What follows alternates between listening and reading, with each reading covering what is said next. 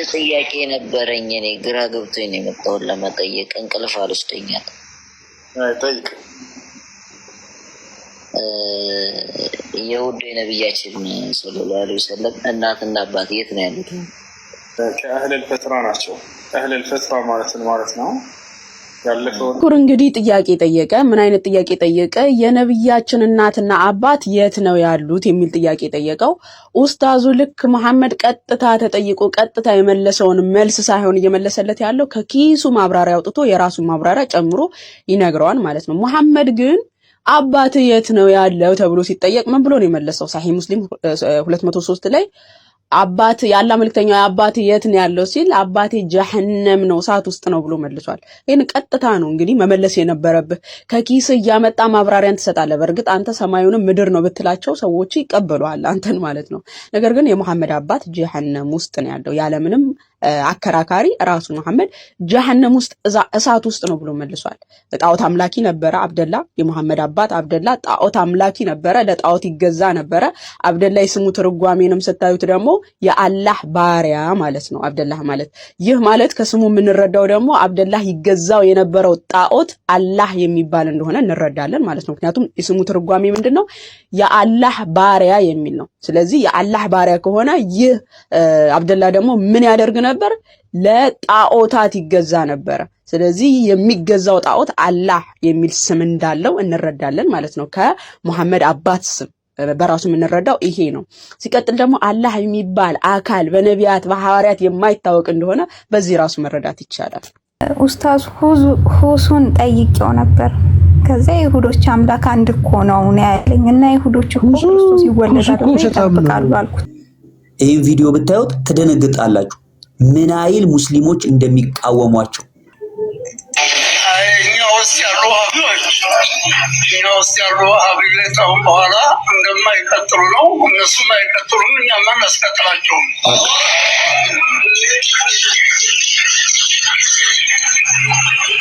እነሱም አይቀጥሉም፣ እኛም አናስቀጥላቸውም። ለምን? ገዳዮች ናቸው። በሰላም መኖር አይወዱ። በሰላም እኔ እምነቴን ብለው እምነቱን እያከናወነ መኖር አይወድም። አይደለም ከኛ ጋር ከሙስሊም ከወንድሙ ጋር አሁን የተቆጣጠሩት እነሱ ናቸው። እነዚህ እንዳለ አሁን መጅሊስ ውስጥ የገቡት ከዋናው ጭምር በዚህ አባት ፈንታ ከተተካው ጭምር እንዳሉ ወሃቢያዎች ናቸው። እንዳሉ ወሃቢያዎች ናቸው። መንግስትንም ተጠቅመው ነው ባይዘው አስፈራርተው አስጨንቀው ያለዛ ብጥብጥ ይፈጠራል ነውጥ ይፈጠራል ብለው ነው ወሃቢያዎችን በእነዚህ ፈንታ እንትን ያሉ ተደብቀው ነበረ ቀድመው የሚኖሩት። ግን ስሟቸው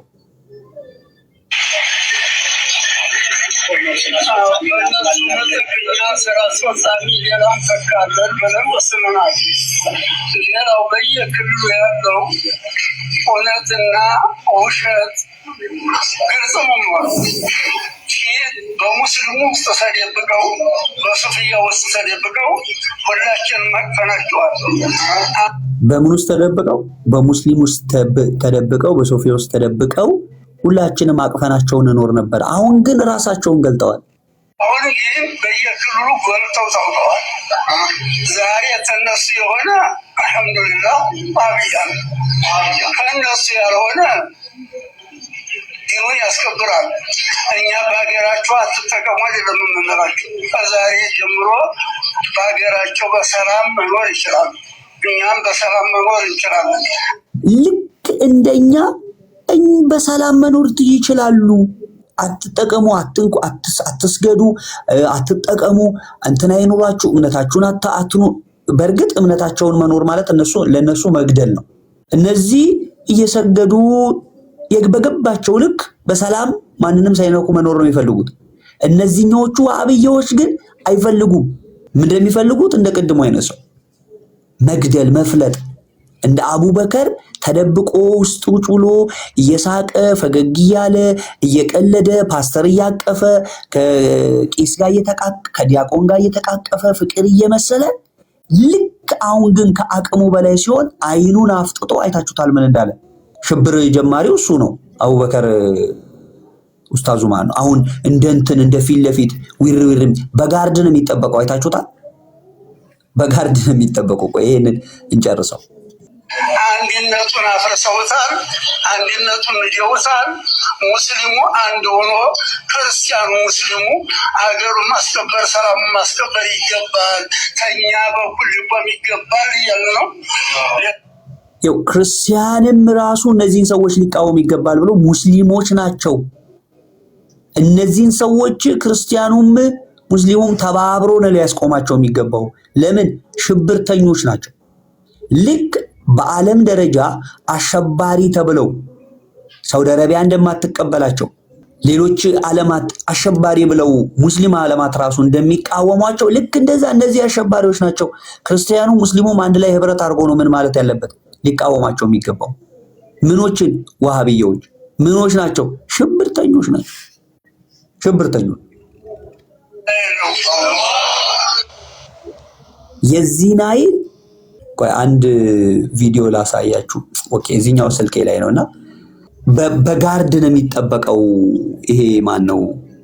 ኡስታዝ አቡበከር አሁን የአሁኑ ፕሮግራም ላይ መሰለኝ የአሁኑ ፕሮግራም ባደረጉት ላይ እና ቁጭ ብዬ አየሁትና ከማን ነው የሚጠብቁት? እንደው ክርስቲያን መጥቶ ያጠቃው ይሄን ሰውዬ ከማን ነው የሚጠብቁት ብዬ ሳስብ ስራውን ስለሚያውቅ ወንብድናውን ስለሚያውቅ ከነዚህ ነው የሚደበቀው።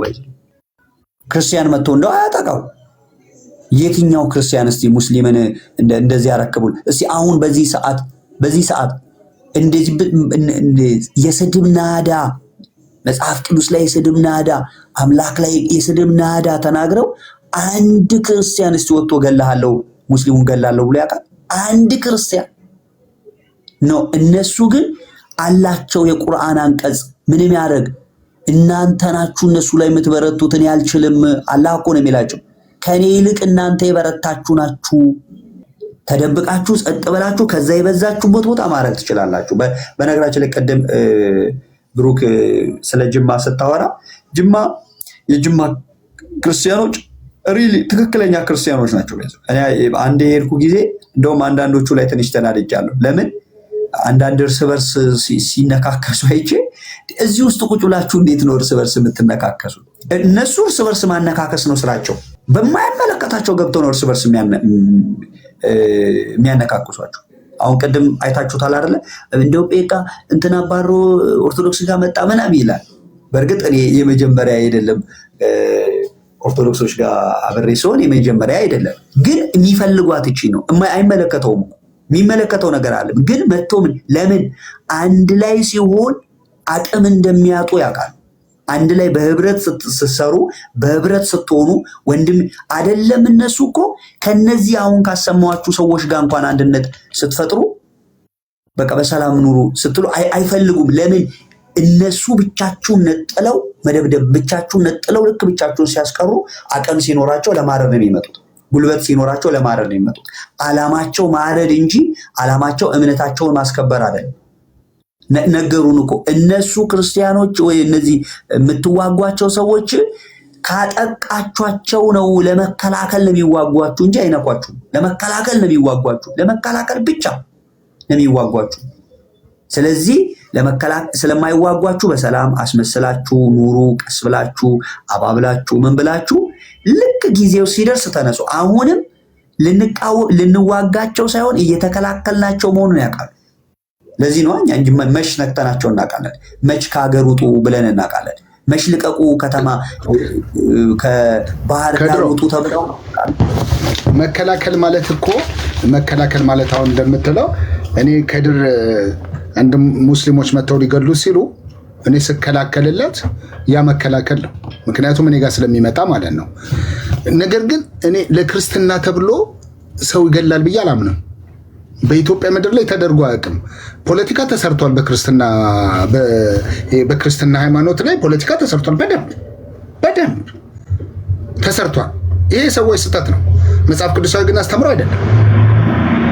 በደንብ ተሰርቷል። ክርስትና ውስጥ ገብተው እጃቸውን ኢንቮልቭ ያደረጉ አካላቶች አሉ። ኦኬ፣ ይሄ እንዳለ ሆኖ እስልምና ግን ትምህርቱ ሐሳቡ ተውቱ ምንድነው? ፖለቲካ ነው። አሁን የምትለው ትክክለኛ ተፍሲር ነው አምጥተህ እያነበብክ ያለው። ከስር ግን እንደዛ አይልም አላዋቂ ምናምን ሲሉ ነበረ። መጽሐፍቶቻችሁን አታውቁትም። ክርስቲያኑ አነበበ አሳወቃችሁ። ኦኬ፣ ክርስቲያኑ አነበበ አሳወቃችሁ። ምክንያቱም መጽሐፉን የሚያነቡትን እነሱን ጠይቁ ነው የተባላችሁት። እነሱ ናቸው እውቀት ባለቤት። ሜንሽን እያደረገላችሁ ነው ቁርአኑ ወደ መጽሐፍቱ ባለቤቶች እንድትጠይቁ እየነገራችሁ ነው። እናንተን ግን ሙስሊሙን ምን እያለ መሰላችሁ? እናንተ የኔ ተከታዮች ናችሁ፣ እናንተ መሐይም ናችሁ፣ እኔና እናንተ መሐይሞች ነን። የመጽሐፍቱ ባለቤቶችስ የእውቀት ባለቤት ናቸው። መጽሐፉት የሚያነቡት እነሱ ናቸው። እነሱን ሄደ ከተጠራጠርክ እነሱን ሄድና ጠይቅ እያለ ወደኛ ነው የሚልከ። ወደ መጽሐፍ ቅዱስ ባለቤቶች ነው የሚልከ። አንተንስ አንተ መሐይም ነህ፣ መጠየቅ አትችልም፣ ማንበብ አትችልም። ቀኑ ዝም ብለህ ተከተለኝ፣ ጆሮውን ደፍነ አይንን አሳውረ ዝም ብለህ ተከተለኝ ነው እስልምና። ሙስሊሙ እንደዛ ነው እንደ መጽሐፍ ቅዱስ ተበርዟል ብሎ ሲናገር እኮ የሱ መጽሐፍ ስለመበረዙ አስረዳ ስትዩ ነው እዛ ጋር ያለው ያላቃለው ግን ተበርዟል። የተበረዘ ያላቃል። ኢማጂን የቁርአንስ ያልተበረዘ ያላቃል፣ የሚጠበቅ ያላቃል። ፍየሉ የበላችሁ ሲያላቃል እሱ አይደለም እንዴ? ሱናን አቢ ዳውድ 1944 ፍየሏ በላችሁ እኮ እያረገች ቁርአኑን በላችሁ። እኔ አይደለሁም የዘገብኩት፣ ያንተ ቁርአን ላይ ነው፣ ያንተ መጽሐፍት ላይ ነው። ሱረቱል አህዛብ ወደ 270 ምናምን ገጽ ነበረው፣ አያ ነበረው። አሁንስ ስንት ነው አያው? ስንት ነው አያው? ፍየሏ በላችሁ እሱንም 73 ነው አያ፣ 73 ነው አሁን ያለው አያ። ስለዚህ ፍየሏ በላችሁ። ሌሎች 200 ምናምን ከ200 በላይ አያዎች ወዴት ሄዱ? ያላ ቃል ተጠብቋል? መጠበቅ ችሏል?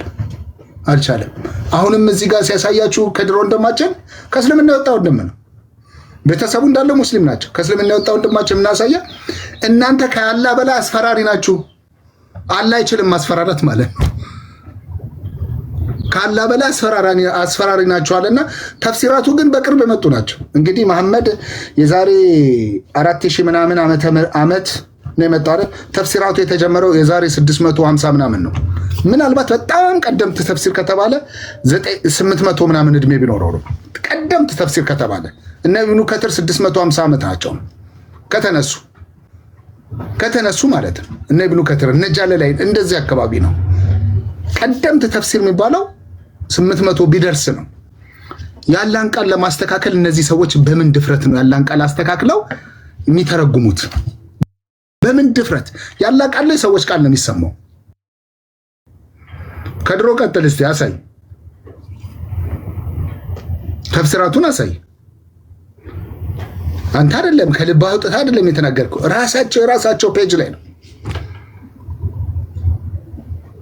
እዚህ ጋር ደግሞ ምን እንደሚል ስሙ።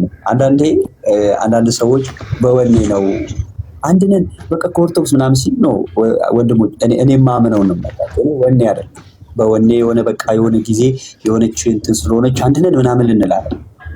አንድ የሆንበት ነገር ስላለ የምንስማማበት በክርስቶስ ኢየሱስ አምላክነት የማንደራደርበት ህይወት ስለሆነ ማንደራደርበት እውነት ስለሆነ የኢየሱስ ክርስቶስን አምላክነት ስናገር ኦርቶዶክስ አይደለም ብሎ የሚሞግተኝና ትክክል አይደለህም ብሎ የሚቃወመኝ የለም። ትክክል ነህ ነው የሚለኝ።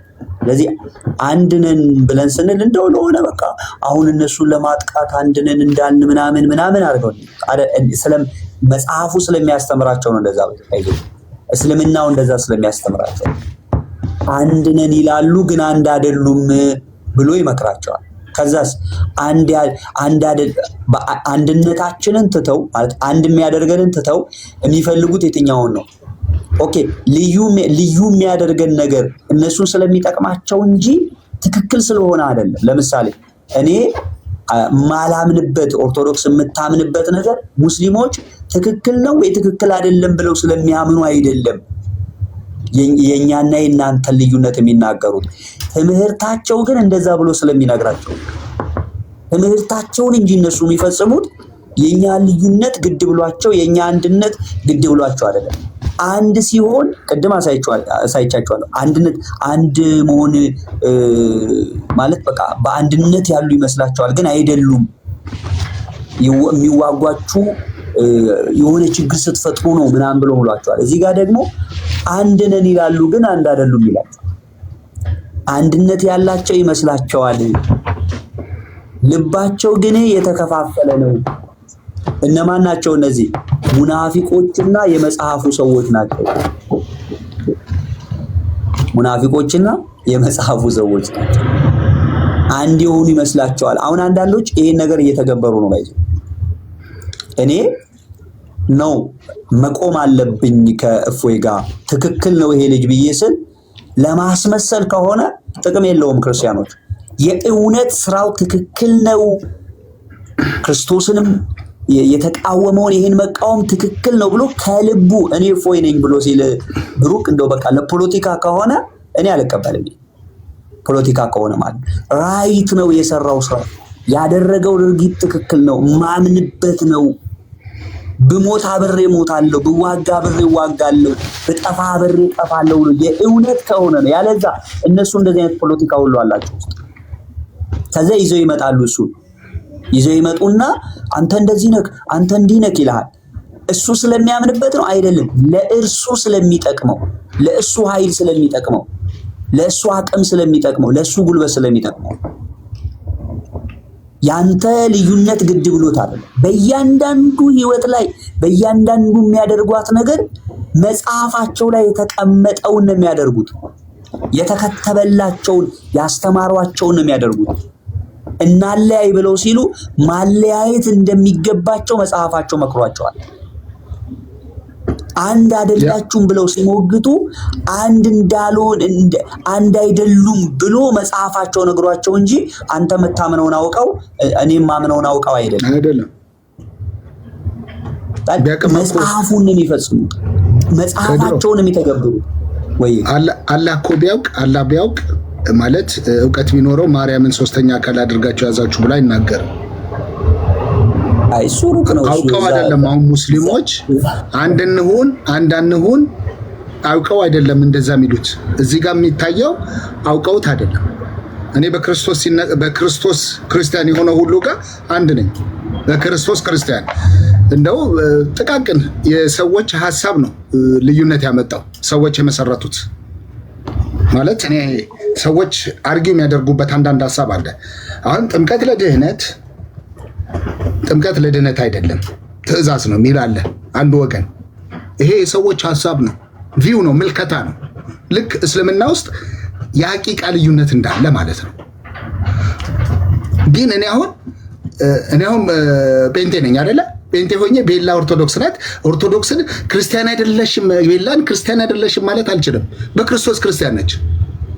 ክርስቲያን አይደለሽም፣ ክርስቶስ የክርስቲያን ተከታይ ክርስቲያን አይደለሽም ብዬ ልናገር አልችልም። ሞራሉም የለኝም። ምክንያቱም ሺዘ ክርስቲያን ሺዘ ቢሊቨር ናት፣ አማኝ ናት። አማኝ የሆነን ሰው ደግሞ ነው ክርስቲያን። አላህ ይህንን እውቀት የለውም። አላህ የተባለው ቃል ይሄ እውቀት የለውም። ወይት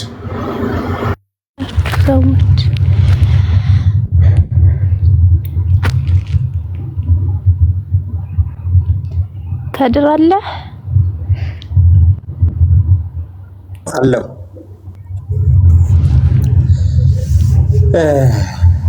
እቺኛዋና በክርስቶስ ክርስቲያን ፈታለም ያደረገው አንተ ከሀገር የማስወጣት ምዕራፍ በተመሸጉ ከተሞች ውስጥ ወይም በአጥሮች ጀርባ ሆነው እንጂ የተሰበሰቡ ሆነው ምን አይሏችሁ አይዋጓችሁም።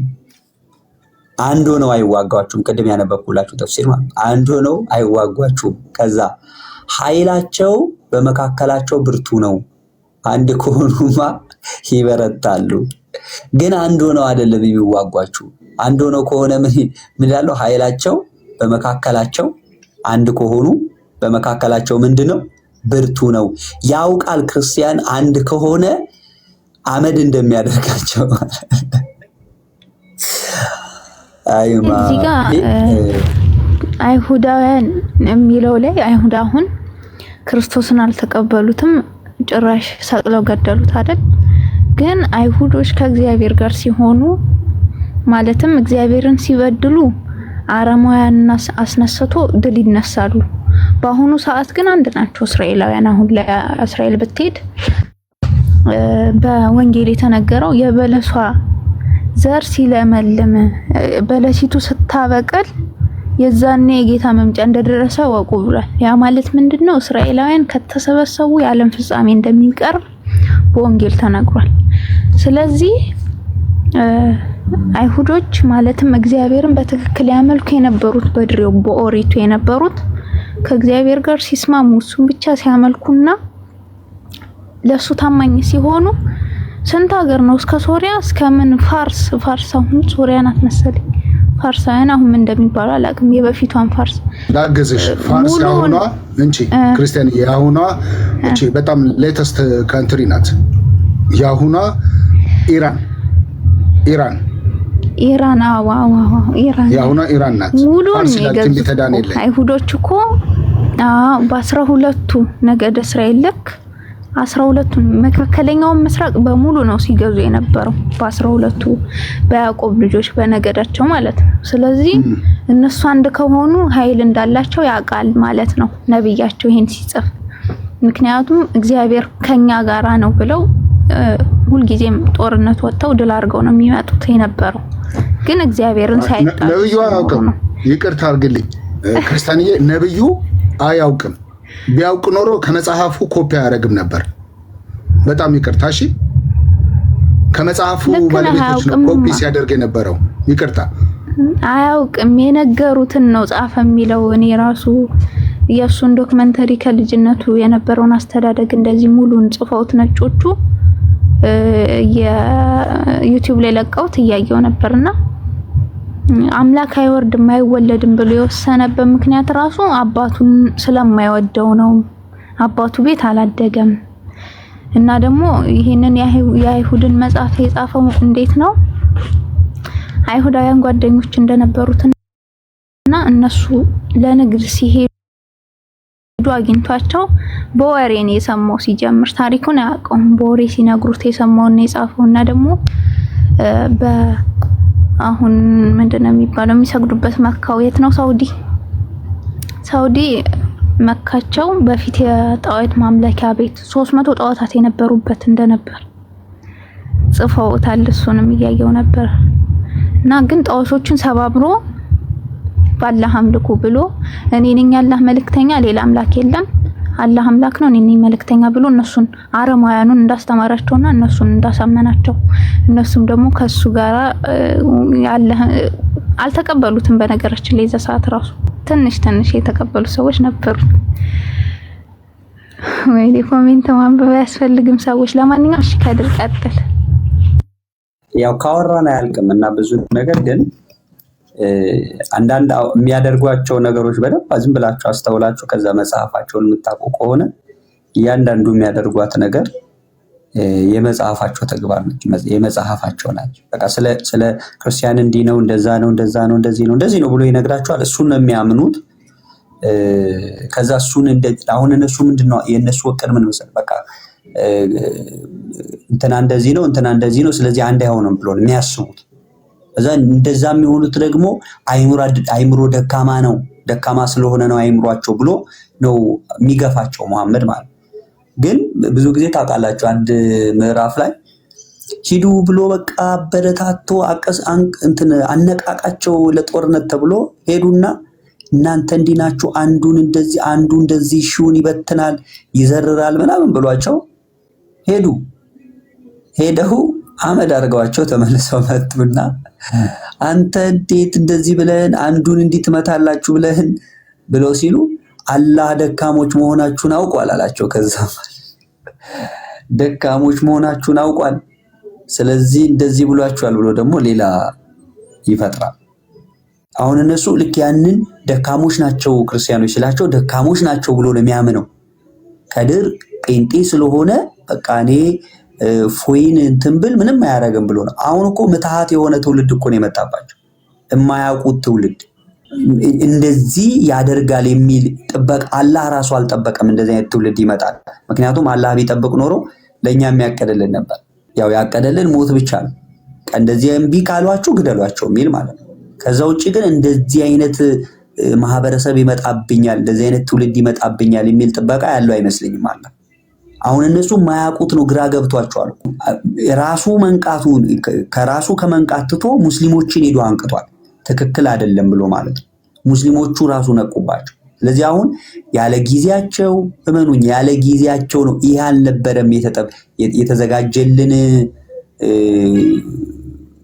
ስራ ሊያደርጉን ያሉት ነገር አሁን አልነበረም የሚያወጡት። ቀስ ብለው ሰርስረው የሆነ ቦታ ነበር ኃይል ማሳጣት ይፈልጋሉ። የሆነ ቦታ የሚፈልጉት ጊዜ ነበረ፣ ግን እግዚአብሔር ቀደማቸው።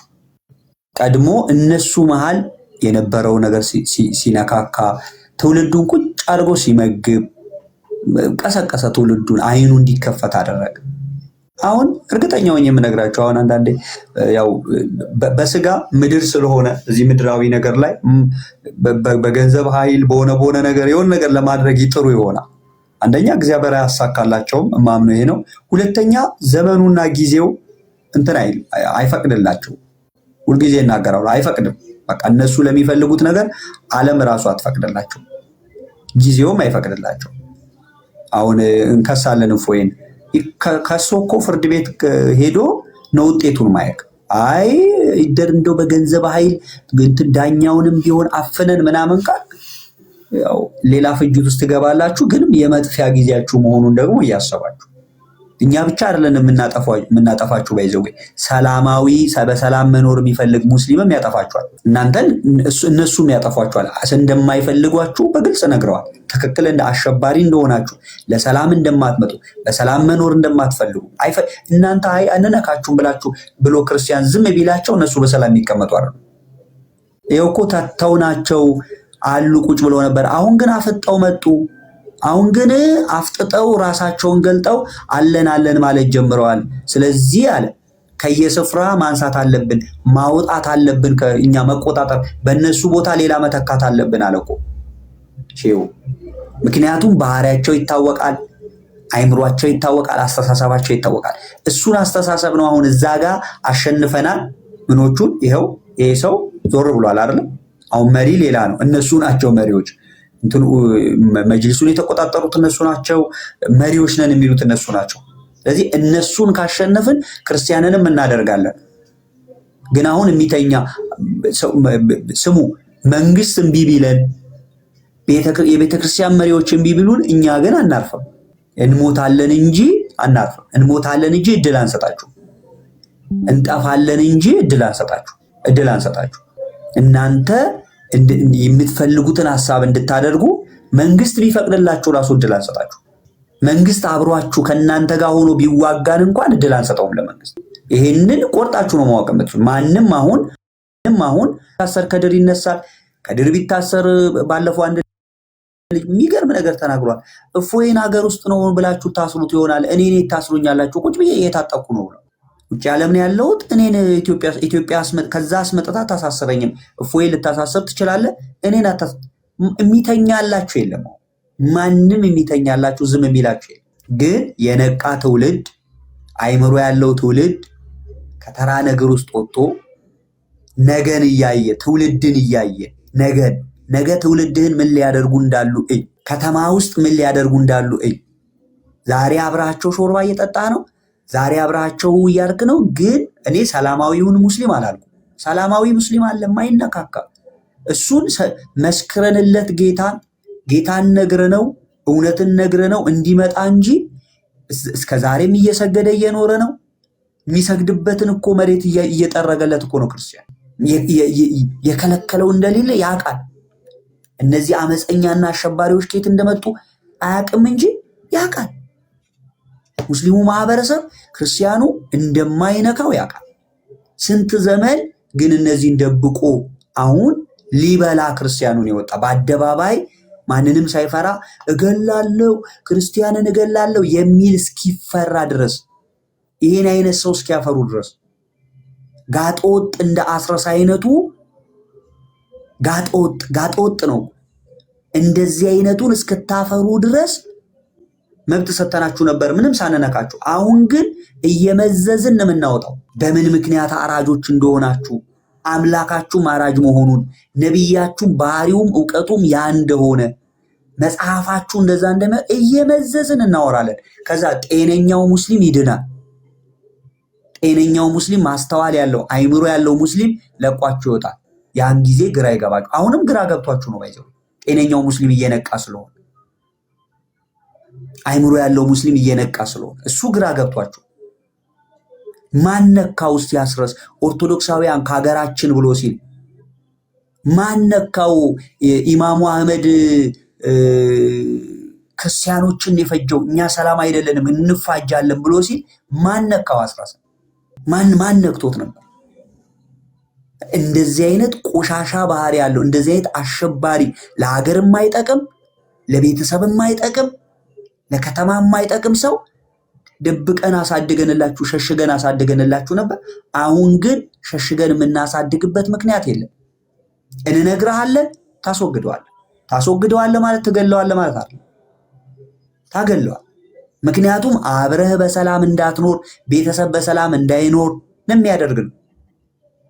ስትነቃ ታስወግደዋለህ። ስትነቃ ማስወገድ አለብህ። አይ እኔ ይዤው ነው አብረህ ተባባሪው ነው አብረህ ትጠፋለህ። ወይ መካ ትገባላችሁ ወይ ሱማሌ ትገባላችሁ።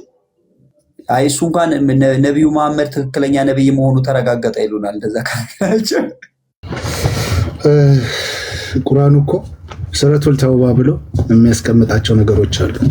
ክርስቲያኖችን እንዴት ማሳደድ እንዳለበት ነው የሚናገረው። ከዛ በኋላ ደግሞ ሱረቱል ተውባ ብለን ሳንጨርስ የቁርቃሪቱ ምዕራፍ አለ። አሁን ጅማን ምሳሌ ጅማን ቱኮቨር ካደረጉ ከያዙ ከተቆጣጠሩ በኋላ ክርስቲያኑን አንደር በእነሱ ህግ ስር በእነሱ መሪነት ከያዙት በኋላ ወደ ቀጣይ ሀገር ነው ወደ ቀጣይ ክልል ነው የመጡት። እይታቸው ይሄ ነው። ስለዚህ ኢቨን ኢፍ ጦርነት ቢነሳ ኦር ደግሞ ክርስቲያኑ ጦርነት አያነሳም አምሹር በተኛበት የቆርቋሪት ምዕራፍ ይወሰንበታል ይፈጸምበታል። የቆርቋሪት ምዕራፍ አለ። ድንገት በተኛበት ድንገት ስራ ላይ በነበረበት ሰዓት ላይ ድንገት ያጠቁታል። ቆርቋሪት ምዕራፍ። ከቆርቋሪት ምዕራፍ በኋላ ደግሞ ከሀገር የማስወጣት ምዕራፍ አለ። ከሀገር የማስወጣት ምዕራፍ አለው ቁርአኑ። ከምትኖሩበት የማስወጣት ምዕራፍ ቅድም ስናነበው ነበረ አንድ እህታችን ቤትና የማስወጣት ምዕራፍ አለ። ከሀገር የማስወጣት ምዕራፍ ይሄ በሂደት የሚፈጸም ነው። ሹርሊ እውነት ነው የምላችሁ በሂደት የሚፈጸም ነው። አሁን ላይ ላይመስለን ይችላል ለልጆቻችን። እኛስ እሺ እናልፋለን። በእኛ ዘመን ውስጥ ላይከሰት ይችላል፣ ጅማሬው ሊታይ ይችላል። ከኛ ደግሞ አብራክ የሚወጡ ልጆቻችን በተወለዱበት ሀገር ላይ መኖር አይችሉም። የሀገር ማስወጣት ምዕራፍ ከሀገር የማስወጣት ምዕራፍ ይፈጸማል። ከዛን የፈረስ ምዕራፍም አለ። የፈረስ ምዕራፍ ደግሞ ሯጭ ነው። ፈረስ ሻሞ ላይ ዘመሮጥ ማለት ነው። በሻሞ አንገቱን ከአንገት በላይ እርግብግቢቱን ምታ ነው የሚለው መጽሐፉ። ይህንን እየተማረ ያደገ ሰው ይህንን እየቀራ ይህንን እየጸለየ ያደገ ሰው አላህ ያጥፋቸው እነዚህ ክርስቲያኖችን አላህ ያጥፋቸው ከእውነት እንዴት ይመለሳሉ እያለ የጸለየ ሰው ሲያድግ ምን ሊሆን እንደሚችል ኢማጂን አድርጉት። ገዳይ ነው የሚሆነው። ሲቀጣ ያደገ ልጅ እየተቀጣ ያደገ ልጅ ሲያድግ ቀጪ ነው የሚሆነው። ሲመከር ያደገ ልጅ እንዲሁ ሲያድግ ደግሞ መካሪ እንደሚሆነው እየተቀጣ ያደገ ልጅ ሲያድግ እሱም ቀጪ እንጂ መካሪ አይሆንም። ያልተማረውን ነገር እንትን አይልም። ስለዚህ ግደል አላህ ያጥፋቸው እያለ ያደገ ልጅ ሲያድግ ማጥፋት መግደል ነው የሚሄደው። ጭፍን ነው የሚሆነው ማለት ነው። ስለዚህ እኔ ሙስሊሞች እንደው አስተምሮታቸውን ዞር ብለው አይተው ቁርአናቸውንም ሐዲሳቱንም ምንድን ነው የሚያስተምረው? እውነት እነዚህ ክርስቲያኖች የሚያወሩት እውነት ነው ወይስ ምንድን ነው? እፎይ ሲያነሳው ነገር እንደዚህ ሀገሪቱን እንዲያነቃነቀው መልስ ጠፍቶለት ነው ምንድን ነው የሚያወሩት ብለው ሙስሊሞቹ አስተውለው ይሄንን አሁን እኛ የምናወራው መጽሐፍቶቻቸውን እንዲያነቡት መለወጥ ካለበት ይለውጡት። በቃ እኛ እኮ ሙስሊም አትኑ አላለ። ሙስሊሙ ነው ግን የኢስላም ሐሳብን ይዛችሁ ሀገራችን ላይ አትምጡ። እኔን አታስገድዱኝ ሽርጥ እንድለብስ ጫት ቁጭ ብዬ እንድቅም እግሬን አጣምሬ እንዴት መብላት እንዳለብኝ እንዳታስገድዱኝ። እኔ በፈለኩት ልመን እኔ የዘላለም ሕይወት አገኝበታለሁ ባልኩት ነገር ለምን በድንጋይም ልመን ለምን ታስገድዱኛላችሁ? በማስገደድ የሚሆን አምላክ የሚመለክ አምላክ ነው ያላችሁ?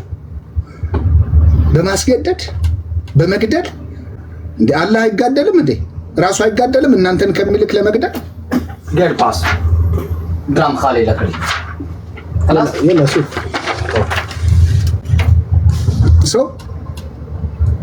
ራሱ መግደል ከቻለ እኔን ይግደለኝ፣ እኔን አልተከተልክኝም ብሎ ጀሃነም ውስጥ ይክተተኝ። ለምንድን ነው እናንተ እኔን የምታርዱኝ? አልከተለውም ካልኩኝ that is my right፣ ይሄ እኔ መብት ነው። ኦኬ እኔን እዚህ አርዳችሁኝ የት ነው የምገባው? እሺ ምድር ላይ አረዳችሁኝ ባረካችሁኝ እንዴ? እስልምና የመጣው ለህዝቡ አይደል እንዴ? ለሰው አይደል እንዴ? ትምህርቱ የምንማረው አላህ አወረደ የተባለው ለህዝቡ አይደል? ለህዝቡ ከሆነ ለምን ትገሉታላችሁ? ለምን ታሳድዱታላችሁ? ለምን ከሀገር ውስጥ ታስወጡታላችሁ? ይሄ ነው እስልምና። ከሀገር የማስወጣት ምዕራፍ ቁጭ ብሎ ተንደላቆ ቁርአን ላይ እኛ የጂኑ ምዕራፍ ሲገርመን ከሀገር የማስወጣት ምዕራፍ ቃልዬ እኔ ከሀገር ላይ ያስወጡን እኮ እውነት ይጂ ከሀገር ላይ ያስወጡን ነው። ምክንያቱም ተመልከቱ፣ በመስበክ የሰፋ እስልምና የለም። በመስበክ የሰፋ እስልምና ይሄ ነው ሀገር ያስወጡኝ ነው ካልክ ማለት ነው። ሰሞኑን ማሜ ከሀገር ለቀህ ውጣ እያሉት ነው። የራሳቸውን ተከታይ ሙስሊሙን እፎይ ጀግና ነው ስላለ ብቻ ከሀገር ለቀህ ውጣ እየተባለ ነው። ወይ ትገደላለህ እሱ ልጅ ምስኪን ወይ ለቀህ ውጣ እየተባለ ነው። እኔ ይኸውላችሁ ቡክ ማን በግልጽ ጥባጭ ቁርአኑን ያልሽው ትክክል ነሽ። ይኸውላችሁ ከሀገር የማስወጣት የቁርአን አንቀጽ ነው እኮ የምናገረው፣ ርዕስ ነው እኮ የምናገረው። ከሀገር የማስወጣት አንቀጽ ነው። አንቀጹ እንደዛ ነው። የቆርቋሪት ምዕራፍ ይላል። ቆርቋሪት ምንድን ነች?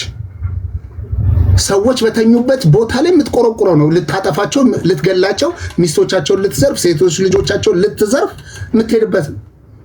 ወንዱንም አንገቱን የምትቀለው በመቅላት ነው እንደ ሃይማኖት የሚቆመው። አላህ ሲወደዋል ይሄንን ነገር ተጽፏል። አይነው ቁርአኑ ላይ ተጽፏል። ለአላህና ለሃይማኖቱ ተጋደሉ ተብሎ ተጽፏል። ተጋደሉ ሲል እንግዲህ አንተ ፊዳ የምትሆንለት ከሆነ ራስን መሞት ያለበት እኔን አይደለም የምትገለኝ። ፊዳ ኩም ብለህ ነው ፊዳ ለረሱል ሰዋለው መስዋዕት ይሆናለው ብለህ 100 ጊዜ ትላለህ። ይሄንን ካልክ አንተ ነህ መስዋዕት መሆን ያለብህ እንጂ ለምንድን ነው ሰላማዊ ሰው መስዋዕት የምታደርገው? እንዲህ አምልክ በቃ ኢየሱስ ጌታ ነው ይባል። ሊቭ ሂም አሎን፣ ለብቻው ተወው፣ የራስን ህይወት ምራ። ከሀገር የማስወጣት የሚለው ምዕራፍ ፖለቲካ ነው። ፖለቲካ በምን ሞራል ነው እስልምና ፖለቲካ ያወራን ብላችሁ የምትነግሩኝ? በምን ሞራል? ከሀገር የማስወጣት ምዕራፍ ይዘህ ነው ከኔ ጋር ልታወራ የምችለው? ፖለቲካ ነው እስልምና። ኢስላም ኢዝ ፖለቲክስ። ቁርአኑ ላይ እንደዚህ ይላል፣ ሐዲሱ ላይ ደግሞ በህይወት ብኖር አለ፣ በህይወት ብኖር ብቆይ አይሁድና ክርስቲያኖችን ከሀገር አስወጣለሁ ነው፣ አባረራለሁ ከሀገር፣ አረቢክ ፔኒንሱላ መሰረታለሁ ነው። አሁንም ኢትዮጵያ ምድር ላይ አረቢክ ፔኒንሱላ መመስረት ነው የምትፈልጉት። አይሆንም፣ ያ አይሆንም። እኔን ገለኸኝ፣ ወንድሜን ገለህ፣ እህቶቼን ገለህ ነው የሚሆነው። ያ የዛ ሰዓት ይኸውልህ ለአምላኬ ሳይሆን ለወንድሜ ነው መጋደደ። የሰው ነፍስ ስታጠፋ እጋደልሃለሁ። በስጋ መገለጥ እንችላለን እኮ ፈሪዎች አይደለንም። ግን መነጋገር ባለብን ነገሮች እንነጋገር። በቃ ወደ አምጡትና እንወያይበት።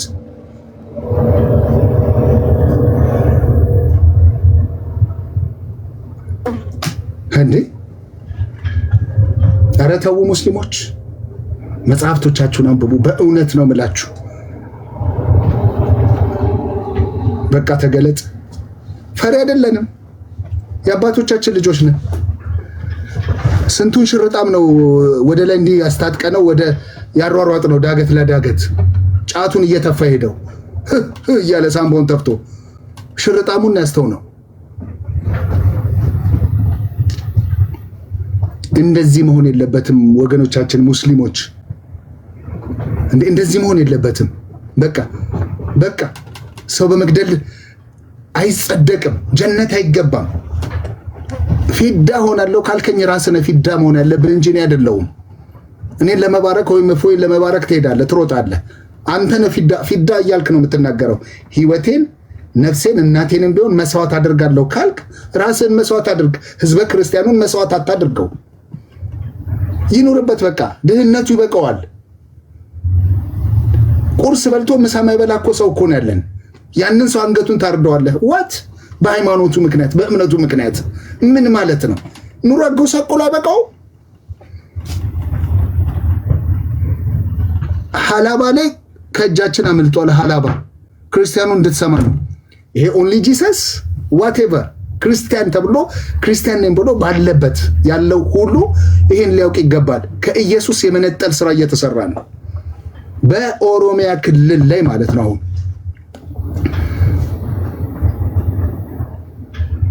ኦስማን ሽብር እየነዛው ሳይሆን ሽብርተኛው ኢስላሚክ ተውት ነው። ከሀገር የማስወጣት ምዕራፍ ተሸክመ እኔን ሽብር ታስነዛለህ ትለኛለህ እንዴ? የቆርቋሪትን ምዕራፍ ተሸክመ እኔን ሽብር ትነዛለህ ትለኛለህ? ክርስቲያኖችና አይሁዶችን አላህ ያጥፋቸው እያልክ እኔን እንትን ትለኛለህ? ዋቄ ፈታው ንቃ ዋቄ ፈታ እምነት ተከታይ ንቃ። ክርስቲያን ያልሆንክ ሙስሊም ያልሆንክ ማህበረሰብ ሁሉ ንቃ። ነቅታ ህዝብን ጠብቅ። እናት አባትን፣ ወንድም ልጅን ጠብቅ። ሙስሊም አራጅ ነው የምንለው በምክንያት ነው። ፖለቲካ ነው አሰራሩ። አጥፉት። ከቁርአኑ ላይ እነዚህን ቃላቶች አጥፉት። ሱረቱል ተውባ ይወገድልን። የቆርቋሪት ምዕራፍ ይወገድልን። የፈረስ ምዕራፍ ይወገድልን። ከሀገር ማስወጣት የሚለው ምዕራፍ ይወገድልን። ሐዲሳት ደግሞ ጨርሳችሁ አታንብቡ። ሙስሊሙ ጨርሳችሁ አታንብቡ። ጣሉልንና እናንተ ሙስሊም ሆናችሁ በአላህና በመልእክተኛው አምናችሁ ሌላውን ተውት፣ አታንብቡት። ቁጭ ብላችሁ ሰላማዊ ኑሮ ከኖራችሁ ወይ እኛ እንኳን ነካችሁም እጃችሁን ስመን እንደተቀበልናችሁ እኛንም እጃችሁን ስማችሁ አብራችሁን በሰላም ኑሩ። ኢስላም ሰላም ነው ትሉናላችሁ፣ ትሰብኩናላችሁ፣ ግን በጎን ታርዱናላችሁ። ምን ማለት ነው? አይ እስልምና ላይ ግድያ አይፈቀድም፣ በጎን ደግሞ ልትገል ታሳድዳለህ።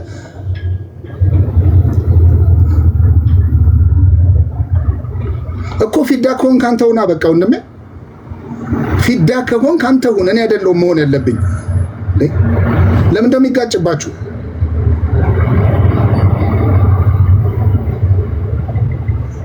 ፊዳ ከሆንክ ይኸውልህ ወንድሜ፣ ፊዳ ከሆንክ ፊዳ ማለት እኮ ቃሉ መስዋዕት ነው። መስዋዕት ሆንልሃለሁ እያልከው ነው ለነብዬ። መስዋዕት ሆንልሃለሁ ካልክ አንተ ነህ መስዋዕት መሆን ያለብህ እንጂ ክርስቲያኑ ምስኪኑ ገበሬ ምን ያድርገ? ህፃናቱ ምን ያድርጉ? ሴቶቹንማ በቃ አስገድደህ ታገባታለህ፣ ተፈቅዳለች። አላህ ፈቅዶላል። አላህ በጣም ስማርት ነው፣ ፖለቲከኛ ነው። መልእክተኛውም ፖለቲከኛ ነው።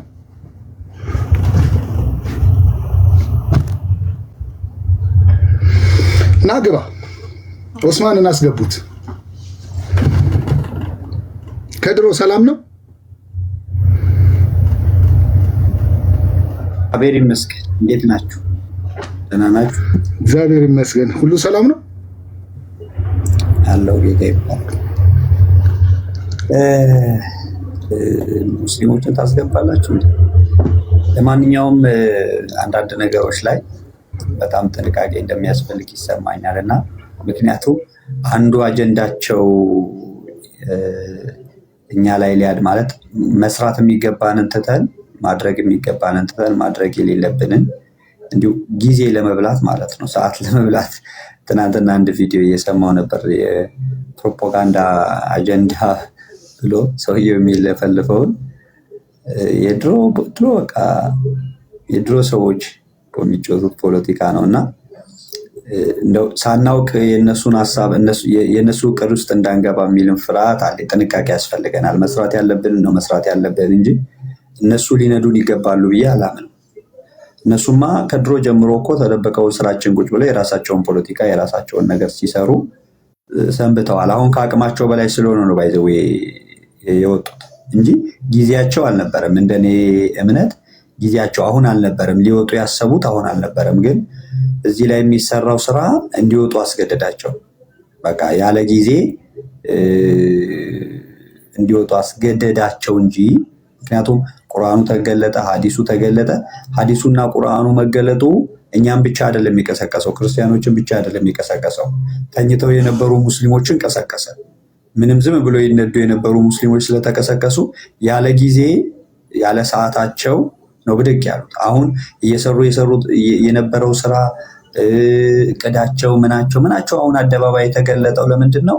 ያለ ጊዜያቸው ስለወጡት ማለት አሁን አልነበረም እነሱ የማውጣት ሐሳብ የነበራቸው አሁን አልነበረም። በዚህ ሰዓት አልነበረም የሚያወጡት። በዚህ ሰዓት አልነበረም ለመግደል የሚነሱት። ሰዓት ነበራቸው ለመግደል የሚነሱበት ሰዓት እና አሁን ግን ለምንድን ነው ልቅ ብለው በቃ እንገላለን እስከ ማለት ድረስ የደረሱት? ከአቅማቸው በላይ ሆነ። ተጽዕኖ እዚህ ጋር ይሰራ የነበረው ስራ እንደዛ ትዕግስት እንዲኖራቸው አላደረገም። ምክንያቱም ሰውን እያስወጣባቸው ነው፣ ኃይል እያሳጣቸው ነው፣ አቅም እያሳጣቸው ነው። ቁርአኑ አቅም ባጣ መጠን ማለት ነው። እነሱ አሁን ያልከው ምዕራፍ ከሀገር የማስወጣት ምዕራፍ ላይ ቁጥር 13 አንብበኸዋል?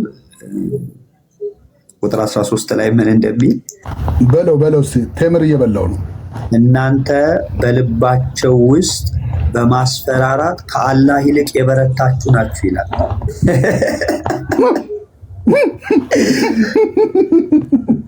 እና ተፍሲሩን እያነበብኩት ነበርና ከአላህ ይልቅ የበረታችሁ ነው የሚለው። ከአላህ ይልቅ የበረታችሁ ናችሁ እነሱ ሰዎቹ እና እናንተ ይላል እናንተ ከአምላካቸው ሊበልጡ ባቸው ውስጥ በማስፈራራት ከአላህ ይልቅ ከአላህ ይልቅ እናንተ ናችሁ እና ምንድነው እቅዳቸው? ምን ነበር ሊሰሩ የነበሩ? ምንድነው ይሄ ነገር ይከፈት ቤላ ምቹ ቦታ አይደለም። ቆይ አንተ አይደለም ቤላ ትከፍታለች። ቤላዬ ጀግኒት አለች። ክፈችው። ከሀገር የማስወጣት ምዕራፍ ቁጥር 13ን ክፈችልን። በነገራችን ላይ አንድ ታዋቂ ሰው ምን ሲል እንደሰማው ታውቃላችሁ? በህዝብ ቁጥርም ቢሆን ኢትዮጵያ ውስጥ እኛ እንበዛለን ብሎ ሲናገር ሰምቻለሁ። እግዚአብሔር ነው ማለት ፕሮፓጋንዳ ማለት ለምሳሌ አሁን ይሄንን ሲናገሩ የህዝብ ብዛት እኛ እንበልጣለን ሲሉ አንቺ ምን ብለሽ ትመልሻለሽ? ምን እንደሚፈልጉት እነሱ የህዝብ ብዛት እንደማይበልጡ ያውቃሉ። በደንብ ነው የሚያውቁት። ትንሽ እንደሆኑ ያውቃሉ። እሱ ትንሽ እንደሆኑ ብቻ አይደለም የሚቃወማቸው አገር ሙስሊም እንዳለ ማለት ሙስሊም እነዚህ እንደዚህ የሚሰሩት ማለት ነው። አንድ ቪዲዮ ባለፈው እየሰማው ነበረ። ይሄ ባለፈው የተቀየሩት ማማቸው የለም የቀድሞ የማማቸው ማን ናቸው? ማማ ምን አይል እንደሚጸየፏቸው እነዚህ አሁኖቹን ማለት ነው። ምን አይል አህባሽ ማለት ነው። ምን አይል እንደሚጸየፏቸው እነዚህን ወሃቢዮችን ምን አይል አሁን መሪዎች የሆኑትን ማለት ነው። ምን አይል እንደሚጸየፏቸው፣ ምን አይል እንደሚቃወሟቸው፣ ምን አይል እንደሚቃወሟቸው ብታይ ያስደነግጥ። ፖሊስ ነበርኩኝ የዛ ሰዓት ከድሮ ፖሊስ ቤት ነበርኩኝ። ምንድነው እነዚህ ልጆች እነዚህ ሰዎች እያንዳንዱ ሲናገሩ ነገር ሲያወሩ የሚፈልጉት ብለህ ስትል አንተ ልክ አሁን የሰው ብዛት እኛ እንበልጣለን ሲሉ አይ እናንተ አትበልጡም ብለህ ምን ድምር ትሰራለህ? ስራ ተጠቅ ይኸው እዚህ ጋር እኛ እንደዚህ ብዙ ነን፣ እዚህ ጋር ምንም የለም፣ እናንተ እኮ አርሲ ውስጥ ጥቂት ናችሁ፣ ከዛ ደግሞ ብዙ አላችሁ የሚባለው እኮ ስልጤ ነው፣ ብዙ አላችሁ የሚባለው ሶማሌ ነው ብለህ ሌላ ስራ እንድትሰራ ያንተ ልትሰራ የሚገባህን አገልግሎት ምን እንዳትሰራው ነው የነሱ ዓላማ እንጂ እንደማይበልጡ ያውቃል።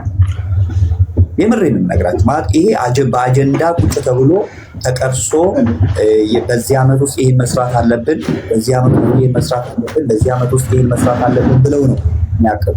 ይከፈት ቁርአኑ አሁን ይከፈት። ቆይ ከድሮ አንዴ ይከፈት። የማባረር የማስወጣት ምዕራፍ ይከፈት።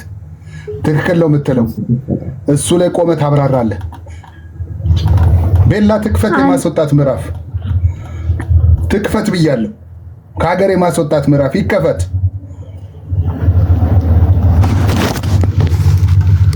ሳረጋጉት አንዴ እሷ እስከምታወጣው ምን አዲስ ኪዳን ላይ ስለ ኢትዮጵያ እንደተገለጸ አንዴ ልንገራችሁ። ማቴዎስ 12 ቁጥር አረጋጊው ክርስቲያንዬ ቆይ አረጋጊው ስለ ንግስት አዜብ የእንትና ምዕራፍ ይከፈትልን፣ የማስወጣት ምዕራፍ ይከፈት።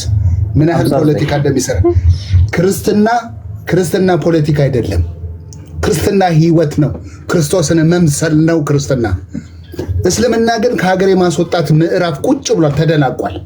59 ቤላ 59 እንጂ እስቲ ርዕሱን አሳይን። አልሸህር ምንድነው ትርጉሙ? ግዛት ነው የሚለው አይደለ? አረ አረንጓዴው እንትን ላይ ያሳይን። ትንሿ ሞባይል የለ ግዛት ነው ይሄ። ይሄ ግዞት ነው የሚለው ኖ አይደለም፣ ራሱ እሱ ነው። ግን አማርኛው ትርጉሙ አልሸህር ማለት ግዞት ሳይሆን ከሀገር የማስወጣት ምዕራፍ ነው። እንትን ያደረጉት እኮ እነሱ ያው ያጭበረብራሉ። ያው ችግር አምሳዘኝ ክፈቹ ቁጥር 13 ተፍሲር ውስጥ ነው ሄደሽ የምትከፍቱ ማለት ነው።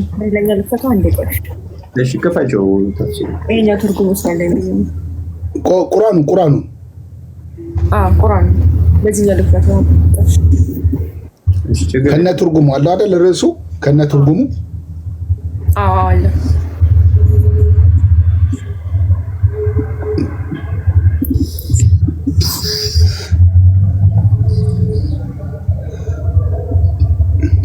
ራስ 13 ምን ይላል? አበብሽ ምንድነው የሚለው? እናንተ በልቦቻችሁ ውስጥ በማስፈራራት ከአላህ ይልቅ የበረታችሁ ናችሁ። ይህ እነርሱ የማያውቁ ከአላህ ይልቅ እነሱ ከአላህ ይልቅ የበረቱ ናቸው። ምን በማድረግ በማስፈራራት። ይሄንን የሚላቸው ምንድነው? እናንተ በተናገራችሁ እንደዚህ ባላችሁ መጠን ከአላህ ይልቅ እናንተን የበረታችሁ ናችሁ። እናንተ ናችሁ የምታስፈራሯቸው። አላህን አይፈሩም። ከአላህ ይልቅ ሰዎቹ ነው ይፈሩት። የምር እኮ ነው። አላህ መግደል አይችልም፣ አንፈራው። እነዚህ ሰዎች ግን መግደል ይችላሉ። ምክንያቱም ግደሉ ብሎ አዟቸዋል። የመግደል ልብ አላቸው። ብዙ በበዙበት ቦታ አንገቢላ ተው የማረድ አቅም አላቸው። እጅ እግር ስላላቸው ማለት ነው። አላህ ግን እጅ እግር አለው ተብሎ ቢጠቀስም 2 ቀኝ እጅ አለው ቢባልም ማረድ አይችልም፣ መግደል አይችልም። ምንም ማድረግ ስለማይችል አንፈራው። እነሱን ግን ልትሸሻቸው ትችላለህ። እነሱ ምክንያቱም ቤትህን ካፈናቀሉ ሊያሳዱ ካሉ ቢላ ይዞ ከመጣ እንዳተው ማድረግ ስለሚችል ማለት ምን ያበረታታቸው ነው? ከእናንተ ይልቅ ከአላህ ይልቅ እናንተ የበረታችሁ ናችሁ። እነሱ ልባቸው ውስጥ በማስፈራራት እነሱን በማስፈራራት ከእሱ ይልቅ እናንተ ከአላህ ይልቅ እናንተ የበረታችሁ ናችሁ። ከአላህ ይልቅ የበረታችሁ ናችሁ። እስቲ እዚህ ተፍሲሩ ላይ ወረድ በይና የአልከትር ተፍሲር ላይ የአልከትር ተፍሲር ላይ ወረድ ብለሽ የቱ ጋር ታነቢልኝ መሰለሽ? እሱ ውስጥ ሳይሆን እዛው ተመለሽና እዛ ያሁኑ ቦታ ላይ ወደኋላ ባክ አድርጊ። ቀደም የነበረበት ታትለሉ ወይስ ይሄኛው? እዚህ ዌብሳይት ላይ ቀደም ሰርች ያደረግሽበት ቦታ የለም? ይሄኛው ቁራሌክሱ ላይ ማለት ነው። እሱ ጋር 59:13 የአልከትር የፈሰረው ይሄኛው ነው። ቁራኔክሱ እንትኑ ተፍሲሩ ያለበት ማለት ነው። የአልከትር ኢብን ከትር ማለት ነው። እሱ ይሄኛው ማለት ነው አይደል? እሺ። ከዛ የአሁኑን አያ 59:13 እሺ 13 እሺ። ቆይ የዚህኛው የለውም እዚህ ላይ እንደሱ አይደለም። ይኸውልሽ ባክ አድርጊ፣ ሙሉ በሙሉ ባክ አድርጊ ላሳይሽ። እንደሱ አይደለም የምታወጪው።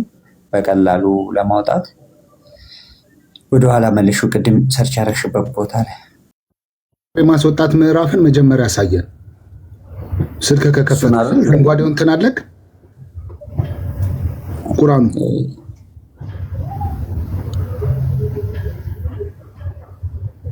ነው። ትርጉሙ ከሀገር የማውጣት ምዕራፍ አያችሁት? ወር ዋናው ፔጅ ላይ ያሳየን። ዋናው ፔጅ ላይ ባክ በለው ነው። ከዛም ከፈተው ያ ቁርአኑን ንካው። አሁን ይመጣልሃል። እዚህ ጋር 90 ምናምን ሰው ያየዋል ማለት ነው። ከሀገር የማስወጣት ምዕራፍ እንደሆነ ጠጋ አድርገው፣ ጠጋ ወደ ስክሪኑ ጠጋ። ይኸው አንብቡት። 59ኛው አያ ነው። ሱረቱ አልሽር አልህር ነው አልሽር ከሀገር የማውጣት ምዕራፍ ቁጭ ብሎልሃል። ያው ክርስቲያኖችን የማስወጣት ምዕራፍ ማለት ነው። የሸሪዓ ሕግ ለመመስረት ታየዋለህ። የዛ ሰዓት ክርስቲያኑ ኬት እንደሚመጣ ታየዋለህ። ሁሉም ባለማህተብ ነው የሚሆነው።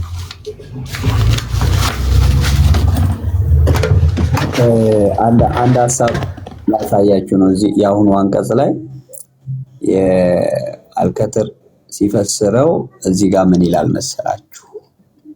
እዚች ጋር ሲዋጉ ምን እንደሚያደርጉ ላሳያችሁ። አንደኛው ሐሳባቸው ይሄን የሚሰሩት በተመሸጉ ከተሞች ወይም በግድግዳዎቹ ጀርባ ሆነው እንጂ ተደበቀው እንጂ ወይ ደግሞ መከላከያ አድርገው እንጂ ማለት ነው እንጂ በአንድነት ቢሆኑ አይዋጓችሁም። የሚዋጓችሁ ራሳቸውን መከላከል ሲገባቸው ብቻ ነው። የሚዋጓችሁ ምን ሲሉ ራሳቸውን መከላከል ሲገባቸው ብቻ ነው። ምንም እንኳን ሙስሊም በቀል ቢያስፈራሯችሁ እነሱ የሚዋጓችሁ ራሳቸውን መከላከል ሲገባቸው ብቻ ነው እንጂ አይዋጓችሁ። ታውቃላችሁ እያሉ እነሱ እንደማንነካቸው ያውቃሉ። ካልነኩን እንደማንነካቸው ያውቃሉ። ካልደረሱ እንደማይደርሱ ካልተዋጋቿቸው ስትዋጓቸው ነው ራሳቸውን ለመከላከል ነው የሚዋጓችሁ። የኛም ባህሪ አሁን በቃ ክርስቲያን እንዲህ ነው ይሏችኋል። መጥቷል እናንተ እንዲህ ትላላችሁ እንዲህ ነው። ለምን እንደማይነካቸው ክርስቲያን ያውቃሉ። እገላለሁ ሲል ተው መግደል አትችልም፣ ብትገልም በኋላ እገላለሁ ብትልም እንደዚህ ይሆንብሃል ብለህ ስትለው አንተ ጦር ይዘህ እንደሱ እንደማትፋለም ያውቃሉ። ግን ምን ብሎ አበረታታቸው? እሱ እናንተ ከአላህ የተሻለ ምን አላችሁ? ከአላህ የተሻለ እነሱን ማስፈራራት ትችላላችሁ። እናንተ በልባቸው ውስጥ በማስፈራራት ከአላህ ይልቅ የበረታችሁ ናችሁ። ከአላህ ይልቅ በርትታችኋል። በምን? እነሱን በማስፈራራት። ምክንያቱም አላህ መግደል አይችልም፣ አላህ ማሰር አይችልም፣ አላህ ማስደንገጥ አይችልም። ምን ያስደነግጣል? አላህ እኮ ወሬ ብቻ ነው፣ ንግግር አለ አይደል? ዝም ብሎ የሚያወራ ሳይታችኋል፣ እንደዛ ብቻ ነው። እነሱስ ግን አይደሉም። እነሱ ድርጊት አላቸው፣ ማድረግ ይችላሉ። ስለዚህ እናንተ ማድረግ አለባችሁ። ግደሉ ብሎ ሲል እነሱ መግደል ስለሚችሉ እሱ መግደል ስለማይችል፣ እነሱ ማስፈራራት ይችላሉ፣ እሱ ግን ማስፈራራት አይችልም። እሱ ማስፈራራት የሚችለው በማውራት ብቻ ነው። ስለዚህ አሁን የማውራት ፕሮፓጋንዳ ነው እንጂ አንዳንዱ ነገር እንዲህ ነው፣ አላህ እንዲህ ነው፣ አላህ እንደዛ ነው ምናምን ሲሉ እነሱ ማድረግ ይችላሉ፣ እሱ ግን ማድረግ አይችልም። ያውቃሉ ማድረግ እንደማይችል። እኛ እሱን መፍራት እንደማንችል ያውቃሉ። እኛ እሱን ማስደንገጥ አላህ ብለው ይቀስፋችኋል ምናምን ብለው ማስደንገጥ አይችሉም። ትሞታላችሁ በቃ እሱን ከነካችሁ ምናምን ብለው ማስደንገጥ አይችሉም። እነሱ ግን ቢላ ይዘው መጥተው ማስፈራራት ይችላሉ። እነሱ ግን መሳሪያ መስጊድ ውስጥ እያሳዩን ማሻአላህ እያሉ እያገለባበጡ ይችላሉ።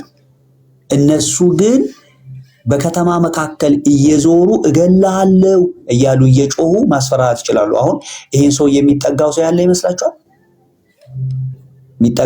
ይመስላችኋል? አንደኛ እብድ ነው እያሉ ይጠቀሙታል።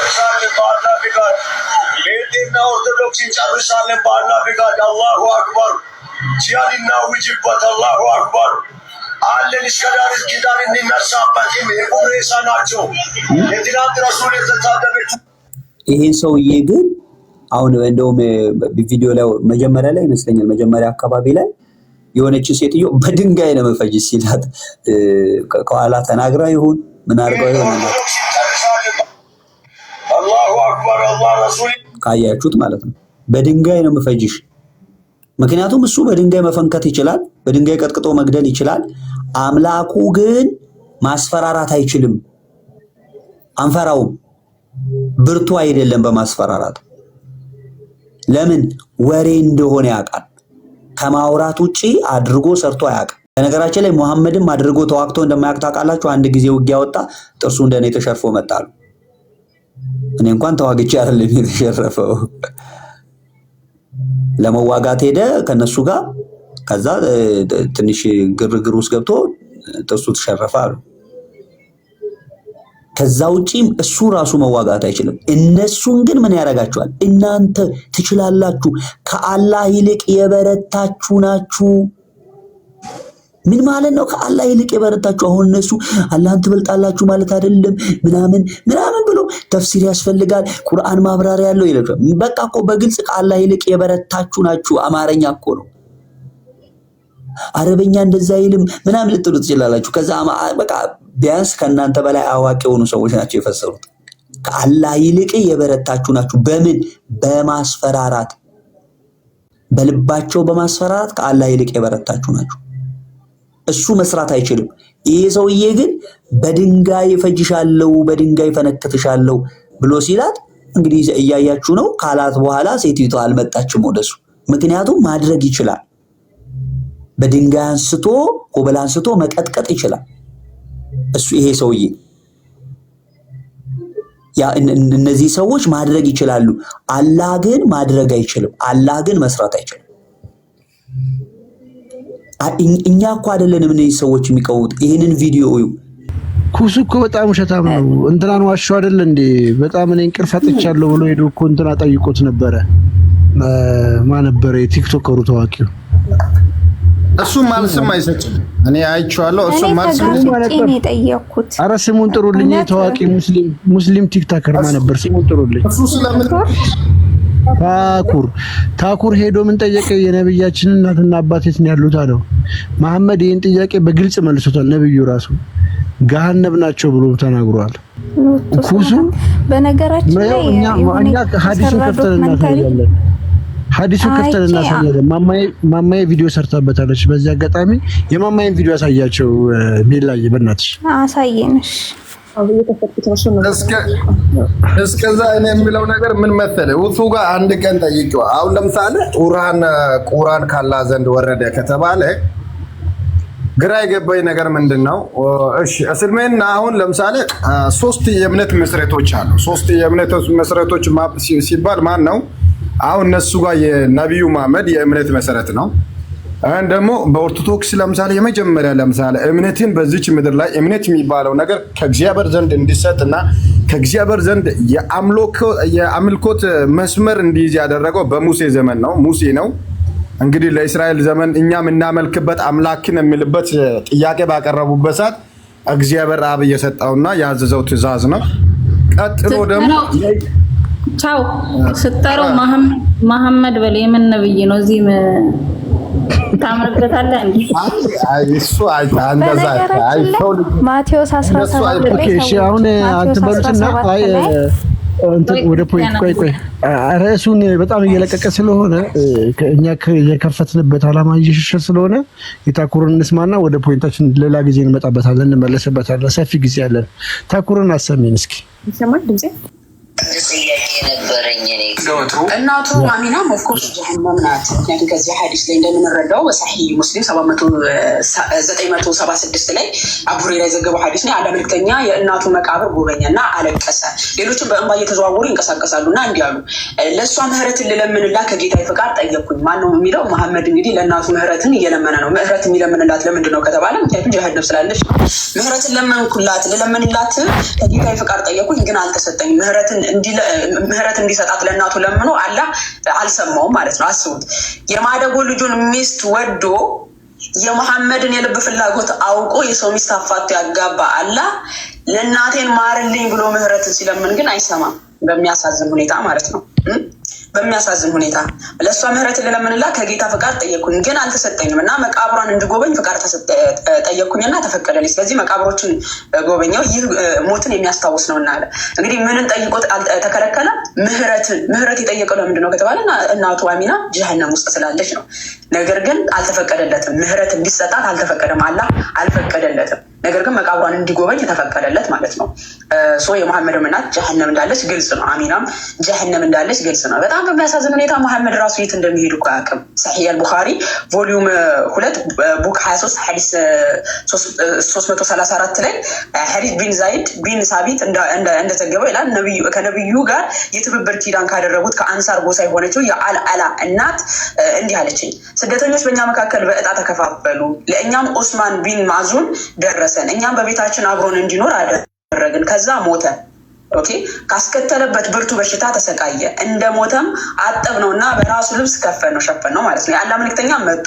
እኔ እንዲህ አልኩ፣ ኦ አቡ ሳይብ አላህ ይራራል፣ እርሱ በክብር እንደሚቀበልህ እርግጠኛ ነኝ።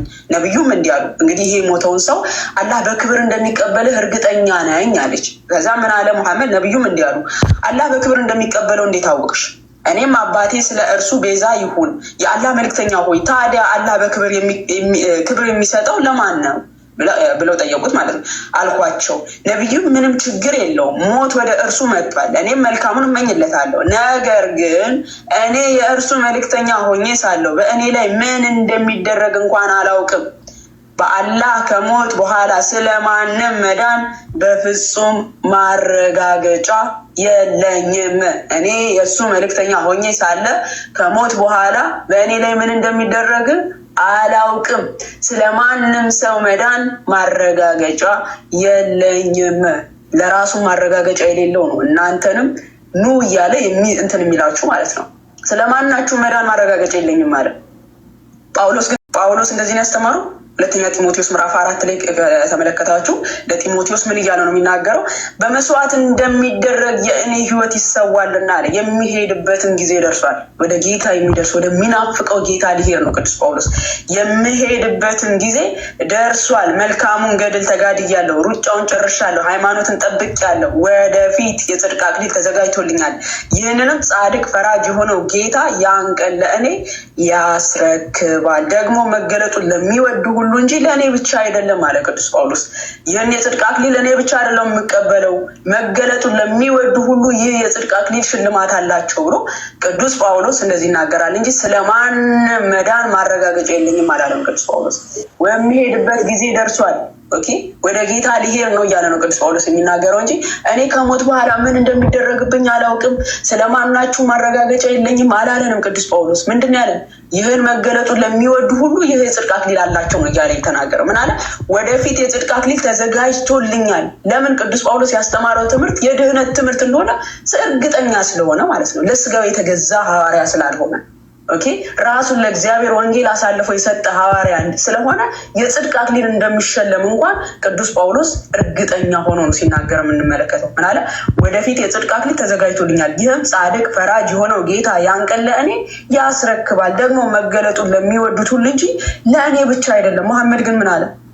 ምንድን ያለው?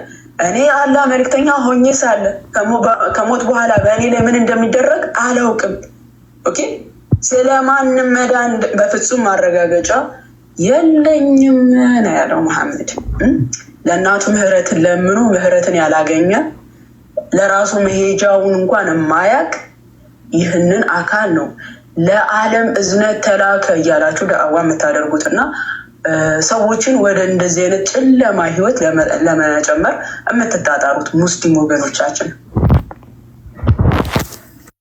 ይቅርታ ዴቭ አለ ዴቭ ቃል ወይ አለ አንዴ እንትን ቤላ ፔጁ ላይ ግቢ አንዴ። ይቅርታ ይወድ እንትን ምንድን ነበረ ስሙ? እንትን ላይ ግቢ፣ ምንድን የኛው ቻናል ላይ ግቢ። ይቅርታ ቴሌግራም ላይ ቴሌግራም ቻናል ቮይስ አስቀምጬልሻለሁ። ቴሌግራም አይቼዋለሁ። እሺ ወደዛ እንድገባ እኔ አንድ ይሄንን አዲስ የተለቀቀ ቪዲዮ አለ። 2 ቪዲዮ 3 ቪዲዮ 10 ከምትለቁ ይሄንን እየገባችሁ ዳውንሎድ አድርጉና ለሁሉም እንዲደርስ አድርጉት። አንዴ አሳያቸውና እኔ ልውረድ። እሺ አሁን ወደ 30ኛ ዓመታት እየዘለቅን ነው። ይሄ ትልቁ ሀሳብ ነው ማለት እሱ በተለያዩ የአውቶቡስ ተራ ለቤተክርስቲያን መስሪያ ወይም መገንቢያ ይሆን ዘንድ ለገቢ ማሰባሰብ የሚጠቀሙባቸው ወይም የሚለምኑባቸውን ስዕሎች ነው የሚያመለክተው ወይም የሚያነካው በእነሱ ስም ነው እንግዲህ የሚናገረው። ይሄ በጣም አሳፋሪና አስቀያሚ ቀፋፊ የሆነ አምልኮ ነው። በዚህ በኩል ስንመለከት ምናልባት እግዚአብሔር በአምሳሉ የፈጠረኝ የሚል እምነት ሊኖርሽ ይችል ይሆናል።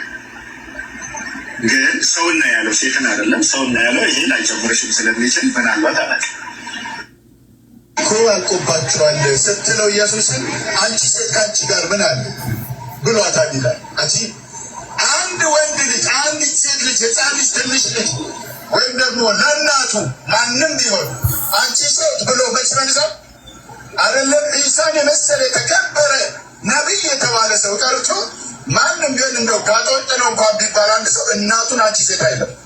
ኦላና ኦሊባ በወጣትነታቸው አመንዝሮች ነበር። ግብጽ ምድር ላይ አመንዝሮች ነበሩ። ሁለቱን አግብቼ ልጆች ወለዱልኝ ይላል። ምን ማለት ነው? ይሄ ማለት ጋብቻን ቀጥታ ፈጣሪ እንደፈጸመ ተደርጎ ተጽፎበታል ነው። ላይ እንደምታዩት መጀመሪያ በቅድሳት ስዕላት፣ ሁለተኛ እንግዲህ በጥያቄ ያቀረበችውን ክርስቲያን እህታችንን ምን እያሏት እንደነበረ እንግዲህ 30 ዓመት የማስተማር ልምድ ያለው ሰው በሃይማኖት ተቋም እውቅና ያለ ሰው በዚህ መልኩ የሚናገር ከሆነ የእሱ ተማሪዎችና የእሱ ተከታዮች እንዴት አይናገሩ? ስለዚህ እንደዚህ አይነት ግለሰቦችን ለየትኛውም የሃይማኖት ተቋም ጠቀሜታ ስለሌላቸው ምንድን ነበረ ስሙ እየተከታተልን ለህግ ማቅረብ ይገባል። ይሄኛውን ሼር አድርጎ በተጨማሪ ዛሬ አጀንዳ ርዕሳችን ይሄ ስለሆነ በየሰዓቱ ኤዲት እየተደረጉ የሚለቀቁ ቪዲዮዎች አሉ። እሱን እንግዲህ ሁላችሁም እየተከታተላችሁ ፖስት ዳውንሎድ አድርጎ ፖስት በማድረግ ይህንን ያደረግንበት በጣም ብዙ ቪዲዮ ስለሆነ ለእናንተም ድካም ነው የሚሆነው አንድ ቪዲዮ እያደረጋችሁ ከምትለቁ። ስለዚህ የተከታተላችሁ ግሩፕ ላይ ሼር የሚደረጉትን ነገሮች ዳውንሎድ በማድረግ ፖስት በማድረግ በፌስቡክ፣ ኢንስታግራም የምትጠቀሙ ኢንስታግራም፣ ትዊተር የምትጠቀሙ በትዊተር እያንዳንዳችሁ ኮምፎርታብል በሆናባችሁ ድረገጾች እየለቀቃችሁ እንደዚ አይነት መምህራንን ባይ በሌሎች ሃይማኖቶችን በመዝለፍ በማቋሸሽ መምህራንን ዝቅ አድርጎ ያልተገቡም ነገሮችን ከአምላክ ጀምሮ በመናገር መተዳደር ያደረጉ ግለሰቦችን ለህግ ማቅረብ ይገባል። ይህንን ላሳያችሁ ነው የገባሁት። ቀጥሉ። በጣም ይቅርታ። አንድ ማለት የምፈልገው ነገር ነበርና በመጀመሪያ ሰላም ክርስቶስ ይብዛላችሁ ለሁላችሁ። እነዚህ ቪዲዮዎቹን ፖስት ማድረግ ብቻ ሳይሆን ለምን ግን አድርጋችሁትም ሊሆን ይችላል፣ ግን አልሰማሁም። ለምን የእምነት አባቶች ክስ አይመሰርቱም ወጥተው ማለት ነው? ልክ እንደ ሙስሊሞች ወጥተው ክስ መመስረት እዚህ ሰውዬ ላይ ክስ ካልተመሰረተ ፎቶ ስለለጠፍን ለህግ አካል ሄደን ሪፖርት ካላደረግን ድረስ ቢገኝም ምንም ማድረግ ስለማይቻል ለምን መጀመሪያ ሄደን ሪፖርት አናደርግም? እንደ ሀሳብ ጥሩ ሀሳብ ነው። ቃል የለቀቀው ቪዲዮ ነበር ስብሰባ ላይ ያደርጉ አስበዋልና መጀመሪያ ሲጀምር እንደዚህ አይነት መረጃዎችን እኛ ፖስት አድርገን ያዝ ነው ማለት መረጃው አይጠፋም ይኖረናል ማለት ነው። ሁለተኛ ነገር ደግሞ አባቶቻችን መጀመሪያ መነጋገር አለባቸው። ይሄ ማስረጃ እኛ ደረሰን እንጂ ብዙ ሰው ጋር መድረስ አለመድረሱ አልታወቀም። ምክንያቱም ብዙ ሰዎች አሁን ለምሳሌ እነሸቱ ክርስትና እኛ ክርስቲያኖች ሙስሊም ጠል ሆነን አይነት ነገር ሲያወራ ነበር እሸቱና እሱ ታዋቂ ስለነበር፣ ግን መጀመሪያ እነዚህን ነገሮች ስላላየ ነው መረጃ ስላልነበረው ነው እፎይን ለማጣጣል የሞከረው ማለት ነው። እና መጀመሪያ እንደዚህ አይነት መረጃዎች ሁሉም ጋር ተበትነው ከያዝናቸው እንደዚህ የሚሉ አሉ ይሄ ማስረጃ ነው ብለው ማስረጃ ይዛሉ ማለት ነው። እነሱ ለማጥፋት ቢሞክሩ እንኳን እኛ መያዛችን ይሄንን መረጃና ማስቀመጣችን ጥሩ ነው። ምክንያቱም እነሱ መጀመሪያ እንዳላጠፋ እኛን ከሰሱ አይደል? ስለዚህ በክሳቸው ላይ ደግሞ እኛ ደግሞ መረጃ ይዘን ከተገኘን ክሳቸው ውድቅ ይሆናል ማለት ነው። ስለዚህ እኛ አባቶች ደግሞ መጀመሪያ ተሰባስበው መነጋገር አለባቸው ይመስለኛል። አሁን ደግሞ ጾም ስለሆነ ያው እነሱ ሱባኤ ምናምን ይይዛሉ ይመስለኛል። እንደዚህ ስልክም ስለሌላቸው ብዙ መረጃ አይኖራቸውም። እኛ አባቶች እንደሚታወቀው ጳጳሳት ስልክ ይዘው አናይም። ምክንያቱም ስልክ ምናምን አይዙም እነሱ እንደሚታወቀው ጊዜያቸውን በጸሎት ስለሚያሳልፉ እና እኛም ደግሞ በርትተን በጸሎት እንደዚህ አይነት መረጃዎችን ይዘን ይሄንን መረጃ ደግሞ ማቅረብ ጳጳሳት ጋር ማድረስ የሚችሉ ሰዎች ጋር እንዲደርስ ካደረግን እነዛ ሰዎች ለጳጳሳቱ አሳይተው እንደ ህግም እንደ ሃይማኖትም ይጠይቃሉ ማለት ነው። ስለዚህ መረጃውን እኛ መያዛችንና መፖሰታችን መልካም ነው እህታችን እና ሐሳብሽ አንቺም ልክ ነው። ግን እነሱ ጋር የሚደርሰው መጀመሪያ እኛ ጋር በደንብ ሲበተን ነው ይሄ መረጃ እና ለዛ ነው እህታለም ሐሳብሽ ጥሩ ነው። ግዴታ ነው እነሱ ማወቅ አለባቸው፣ መክሰስ ግዴታ አለባቸው። እንግዲህ ሐዋርያው ቅዱስ ጳውሎስ ደግሞ በመጨረሻው ለጢሞቴዎስ በላከው መልእክት ላይ ያው ለመንጋው ማይራሩ የበግ ለምድ የለበሱ ተኩላዎች ይነሳሉ ብሏልና በመጨረሻው ዘመን የታወቀ ነው ብዙ ነገር ይፈጠራልና ዘመኑም እያለቀ ስለሆነ እነሱ ጋር እንዲደርስ ማድረግ ስለብን ሁላችንም የሚያዘው መረጃውን ሁላችሁም ሼር ኮፒ ሊንክ የጳጳሳት ማሳየት የሚችል ተሙታል ማለት ነው እና እህታችን ለዛ ነው ቃል እየጨመረላት ቃል የት ሄዶ ነው? እስከዛ አንዳንድ ቪዲዮዎችን አሳይና የተለቀቁ ካሉ ውይይታቸው ደስ ይላል። ግን በዚህ አጋጣሚ ያው እንደምንም በላችሁ ሁላችንም መጽሐፍ ቅዱስ ማንበብና ማጥናት መቻል አለበት። በመጽሐፍ ቅዱስ ያለው እውነታውን ደግሞ ይሄ ዘንድሮ ባይዘው አንዳንድ በኩል ለምሳሌ ይሄ ነገር የተፈጸመው ነገር ኦርቶዶክሳውያን በጣም መጽሐፍ ቅዱስን እንዳነብ አድርጓል። በጣም እንድናነብ አድርጓል ብዬ አስባለሁ።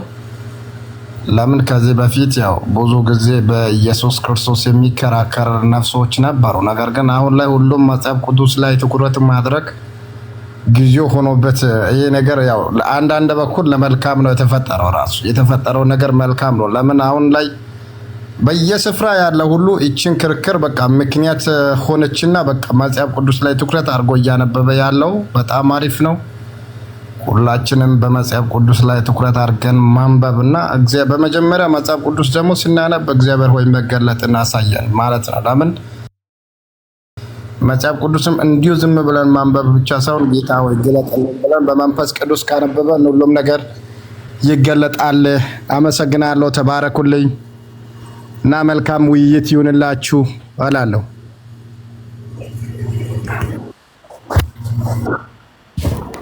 ሌሎቻችሁም ሀሳብ ስጡ። እፎይ ወንድማችን ከጎኑ መቆም አለብን። ክርስቲያን የተባለን ሁላችንም እፎይ ምንም ጥፋት እንደሌለበት ስለምናውቅ ከሱ ጎን መቆም ግዴታችን ነው እና ሁላችንም አሁንም ኦፎ ላይ እኮ ምንም ይፈጠር ፔጁን ኦፎ ላይ እኮ ምንም ነገር የለም። አሁንም ቢሆንም ኦፎ ላይ ሰማይ ቢገለበጥ ምድር ቢፈላ በቃ ምንም እንትን የሚለው ለምን ብትል አሁን ኦፎ የፈለገ ፍርድ ቤት ቢያቆሙት የተናገረው ንግግሩ ከተጻፈው ላይ ነው። እንግዲህ እንደምናየው እንደሰማነው ከሆነ እንግዲህ አሁን ብዙዎቻችን የሚያቀባበሉት ነገሮች ነው። ሙራንም ተነስቶ ለምሳሌ እኛን ሳይሆን ሙራንም ተነስቶ የሚያወሩት ነገር ከተናገረ አሁን ለምሳሌ እኔ ሰሞኑን እንደው የሆነ ነጮቹ የሚለቁትን ቪዲዮ በኃይል እየተከታተልኩ ነበርና ብዙ ነገር ሲያወሩ ነበር። ነገር ግን እስካሁን ድረስ ነጮቹ ባወሩት ጉዳይ ላይ የተወራ ነገር የለም። አሁን ለምሳሌ ይሄ አበሻ ስለሆነ አንድ ሁለተኛ ደግሞ በቃ ይሁን አሁን ፖለቲካው ለምሳሌ በጣም እንትን ያለበት የረቀቀበት ዘመን ስለሆነ እንዴት አወራ አይነት ነገር ነው እንጂ እስካሁን ድረስ አሁን እፎይ የተነበበው ነው የተጻፈው ነው ያነበበው። ነገር ግን እነሱ ያልተጻፈው ያልተቀመጠው ሲሰድቡ የቆዩት ብዙዎች አሉ። ነገር ግን እግዚአብሔር አምላክ ለሁላችንም ልቦና ይስጠን ይመልሰን እና ዋናው መንገዱን እሱ ይግለጥልን ያሳየልን እንጂ ሌላ ምን እንለዋለን? ብቻ እፎይም ቢሆንም ምንም አይሆን። ደግሞ እኔ አንድ ነገር እንንገር፣ በጣም ደስ ከሚለኝ ነገር አንዱ በዚች ምድር ላይ ኢየሱስ ክርስቶስን እንደ ግል ጌታ አድርጎ ተቀብሎ ከጌታ ጋር እየኖረ የሚሞት ሰው ምንም በቃ ለስሜ የሚያጠፉት ሁሉ እኮ የዘላለም ሕይወት ለነሱ ነው አለ እኮ። መንግስተ ሰማያት ራሱ ለነሱ ነው አለች እኮ። ስለዚህ በኢየሱስ ክርስቶስ ስም ሕይወቱን ለማጥፋት በዚህ ሰዓት በስጋ ነው እንጂ ነፍሱ አይጠፋም። እነሱ ስጋ በመጀመሪያም ለመሞት የተዘጋጀ ነው፣ ለመበስበስ የተዘጋጀ ነው። ስጋ በስባሽ ነው። ስለዚህ በስጋ ላይ ነው እንጂ የተነሱት በነፍስ ላይ ማንም ሊነሳና ማንም ምንም ሊያደርገው አይችልም። ስለዚህ ይሄ ነው ደስ የሚለው ክርስቲያን ሲሆን ደስ ከሚለው ነገር አንደኛው ምንድነው? በነፍስ ላይ ማንም ምንም ሊያመጣ አይችልም ከእግዚአብሔር ውጪ ከልጁ ከኢየሱስ ክርስቶስ ውጪ ስለኛ የሞተው የተሰቃየው የተሰቀለው ውጪ። ስለዚህ ስጋ ላይ ደግሞ ማንም አለቃ ነኝ ቢል ስጋ ደግሞ ነገም በስባሽ ነው ዛሬም በስባሽ ነው። ስለዚህ የስጋን ጉዳይ ከሆነ ችግር የለውም። ለዚህ እግዚአብሔር ሆይ አምላክ ሆይ ኃይልና ጉልበት ይሁን ብለን መጸለይ ነው። ሌላ ምንም ማድረግ አይቻልምና እግዚአብሔር አምላክ ደግሞ እያንዳንዳችን ባለንበት ስፍራ ሁሉ ልቦና ይስጠን፣ ማስተዋልና ጥበብ ይስጠን እላለሁ። አመሰግናችኋለሁ። ቀጥሉ። አሜን አሜን። ለሁላችንም ልቦና ይስጠን። ያው በወልድ ያመነ የዘላለም ሕይወት አለው፣ በወልድ ያላመነ ግን የዘላለም ፍዳ አለው ነውና ያው ወንጌሉን አልተቀበሉትም፣ ግን ክርስቶስ ነብይ ነው ብለው ደግሞ ይነግሩሃል። ስለዚህ መንገዳቸው ልክ እንዳይደለ እኮ ያሳየናል ይሄ ራሱ ማለት ነው። ምክንያቱም አብን እኔን ያየ አብን አየ ብሏል። ስለዚህ አብን እንደ አምላክነት ከተቀበሉ ደግሞ ወልድና አብ አንድ መሆናቸውን የዮሐንስ ወንጌል ምዕራፍ 14 ላይ ተጽፏል። ፊልጶስ ጌታችን ኢየሱስ ክርስቶስን ጌታ ሆይ አብን አሳየንና ይበቃናል አለው። ከዛ ጌታችን ምንድነው ያለው? እስከዛሬ አታውቀኝምን? ፊልጶስ ሆይ እስከዛሬ አታውቀኝምን? ወልድን እኔን ያየ አብን አየ። እንግዲህ እሱ አምላክ ካልሆነ እንዴት እንዲል ይችላል? እና ደግሞ የተጻፈበት ዓመተ ምህረት አስባችሁታል? 700 ዓመት 700 እንኳን 700 ነው። ለምሳሌ የኢትዮጵያ ነገስታት ስንት እንደነበሩ እንደው ከአጤ ምኒልክ በፊት የነበሩትን እንኳን ትግስት ምን ስራ ሰርተዋል ተብዬ ብጠየቅ አላቅም። እንዴ ምን እንደሰሩ በምላቅ ይችላል የተጻፈ ነገር ካላየው። ነጮቹ እንደውም ጥርት አድርገው ብዙ ነገር አይተው አምጠርጥረዋልና እሱ እንደውም ነብያቸው እንደውም ምንድነው ያለው? አምላክ አይወልድም አይወለድም ያለው ምንድነው? አባቱ ስላላሳደገው ነው ያሉት ነጮቹ። በአባት አላደገም፣ አያቱ ቤት ነው ያደገው። እናቱ በልጅነቱ የሞተችውና አባቱን አይወደውም ነበር የሚል መረጃ ነው ያወጡት እንደውም ነጮቹ ማለት ነው። ሙሉ ዶክመንተሪውን እያየው ነበር እኔ ራሱ። ሰውየው አባቱን እንደማይወድ እና ከአባቱም ጥላቻ የተነሳ ነው አምላክ አይወልድም አይወለድም ብሎ የደመደመው። እና ደግሞ ያንን ቁርአኑን ጽፎት ነው ራሱ ከሰማይ እንዳልወረደ ነው የተናገሩት። እንዴት ነው የጻፈው? አይሁዶችና ፈሪሳውያን እንደነበሩ እና ከአይሁዶች ስለ አምላክ ያገኘው መረጃ እንደነበርና ከፈሪሳውያን ደግሞ ፈሪሳውያን እንግዲህ መታጠብ የሚወዱ ለምን እጅህን አትታጠብ የሚሉት ነበር ጌታችንንም አይደል? ያንን እንደሚከተልና ከነሱ የሰማውን እንደጻፈ ነው መረጃ ያወጡት ማለት ነው ሙሉ ዶክመንተሪው ላይ። ያኔ ራሱ ገርቦኝ እያየው ነበርና ምንም የሚደበቁልህ እኛ ጋር መተው ነው። አብርሃም አለ ይሉሃል እና ምንም ከኛ መጽሐፍ ቅዱስ አይወጡ፣ ግን ደግሞ አይቀበሉህም። ባይዘው በጣም ይቅርታና አንድ እህቴ ያለች በጣም እግዚአብሔር አምላክ ይባርክሽ ተባረኪኝና፣ ባይዘው አንድ ነገር በጣም የሚገርመኝ ነገር ምን መሰለሽ፣ አንድ ናርዶስ የምትባል አሁን ለምሳሌ ኮሜንት ላይ እኛንተ ያስመሳይ ጴንጤዎች ኦርቶዶክስ ጠላት እናንተ ናችሁ ምናምን አለች ከታች በኩልና ሳየው ነበር። እንዴት የሚገርመኝ ነገር እንደሆነ ንግግር አሁን ሌላ ርዕስ አታሳብብ፣ ሌላ ርዕስ አንፈልግ። እኔ ኮሜንት የሚሰጡትን ተናገር እንጂ ብራዘር፣ እኔ ምን አስጨነቀ? ይስጡ በቃ ሌላ ርዕስ አታንሳብን። አሁን እዚህ ተሰበሰብነው ሌላ ብቻ በቃ መልካም ቀን ይሁንላችሁ። እናንተ ቤት ያለው ጨርሱ በቃ። እንደዛ ከሆነ የሰውን ቤት አታውሩ በቃ። መልካም ቀን። ምንድነው እሱ? ሰላም ለእናንተ ይሁን። እንዴት ናችሁ? የጌታችን የመድኃኒታችን የኢየሱስ ክርስቶስ ሰላምና ጸጋ በእናንተ ላይ ይሁን ብያለሁ። በእውነት ነው የምላችሁ የክርስቶስ መሆን ክርስቲያን መሆን እንዴት መታደል መሰላችሁ። መታደል ነው የክርስቶስ መሆን መታደል ነው። እኔ አንድ መርዶ ልነግራችሁ ነው። ጅማ ላይ እንግዲህ ኢየሱስ ጌታ ነው ብሎ መጥራት አይቻልም። አሁን ይሄ እንትን እየተሰራ ነው ጅማ ላይ ማለት ነው። ቤተክርስቲያኖች እየፈረሱ ነው፣ ሰዎች እየተገደሉ ነውና ሱረቱል ተውባ 9 ሱራ 9 29ኛው አንቀጽ እየተተገበረ ነው። ያው ይሄ ነገር ደግሞ ወደ መሀል ከተማ የማይመጣበት ምንም እንትን እንደሌለ እሙን ነው። እሺ ስለዚህ እኔ በክርስቶስ ክርስቲያን የሆኑ ስፔሻሊ ደግሞ አንድ ማህበር ነን አይደለ? ጴንጤው፣ ኦርቶዶክሱ፣ ካቶሊኩ በስላሴ የሚያምን አንድ ማህበር አለው። ስለዚህ እኛ በስላሴ አማኞች ኢየሱስ ጌታ ነው ብለን መጥራት እንዳንችል እየተደረግን ነው።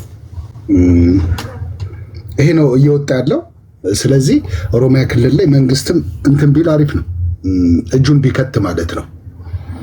የመናገር መብታችን እንዳንከለከል እንዲሆን ማለት ነው። ነገ ምን ሊሆን እንደሚችል ያው ማየት ይቻላል፣ ማሰብም ይቻላል።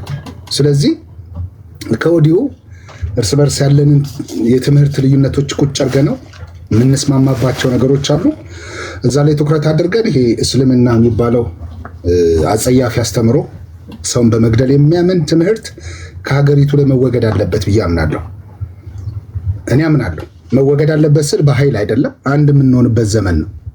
አንድ እጅና ጓንት ሆነን እንደዚህ አይነት እኩይ ተግባራትን የምናስወግድበት ዘመን ነው።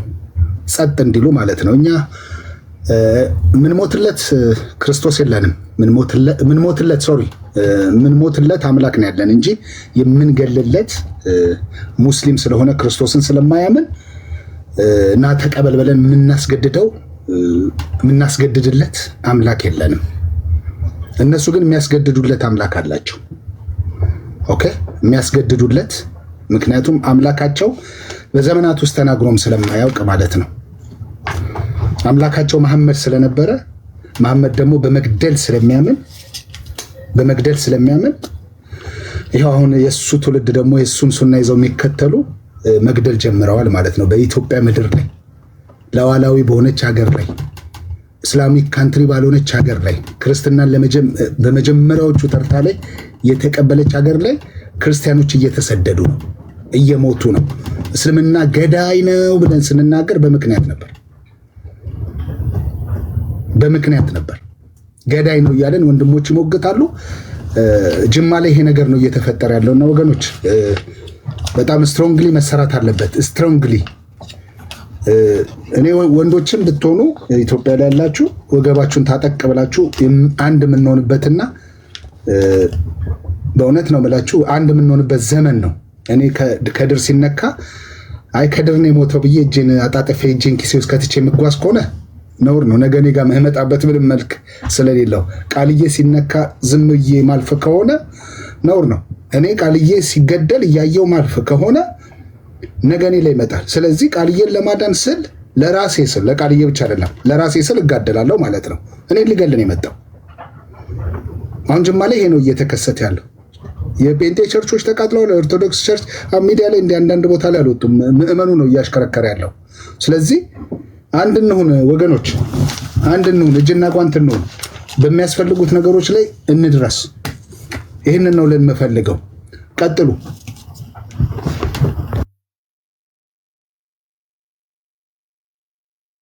አዎ ነገር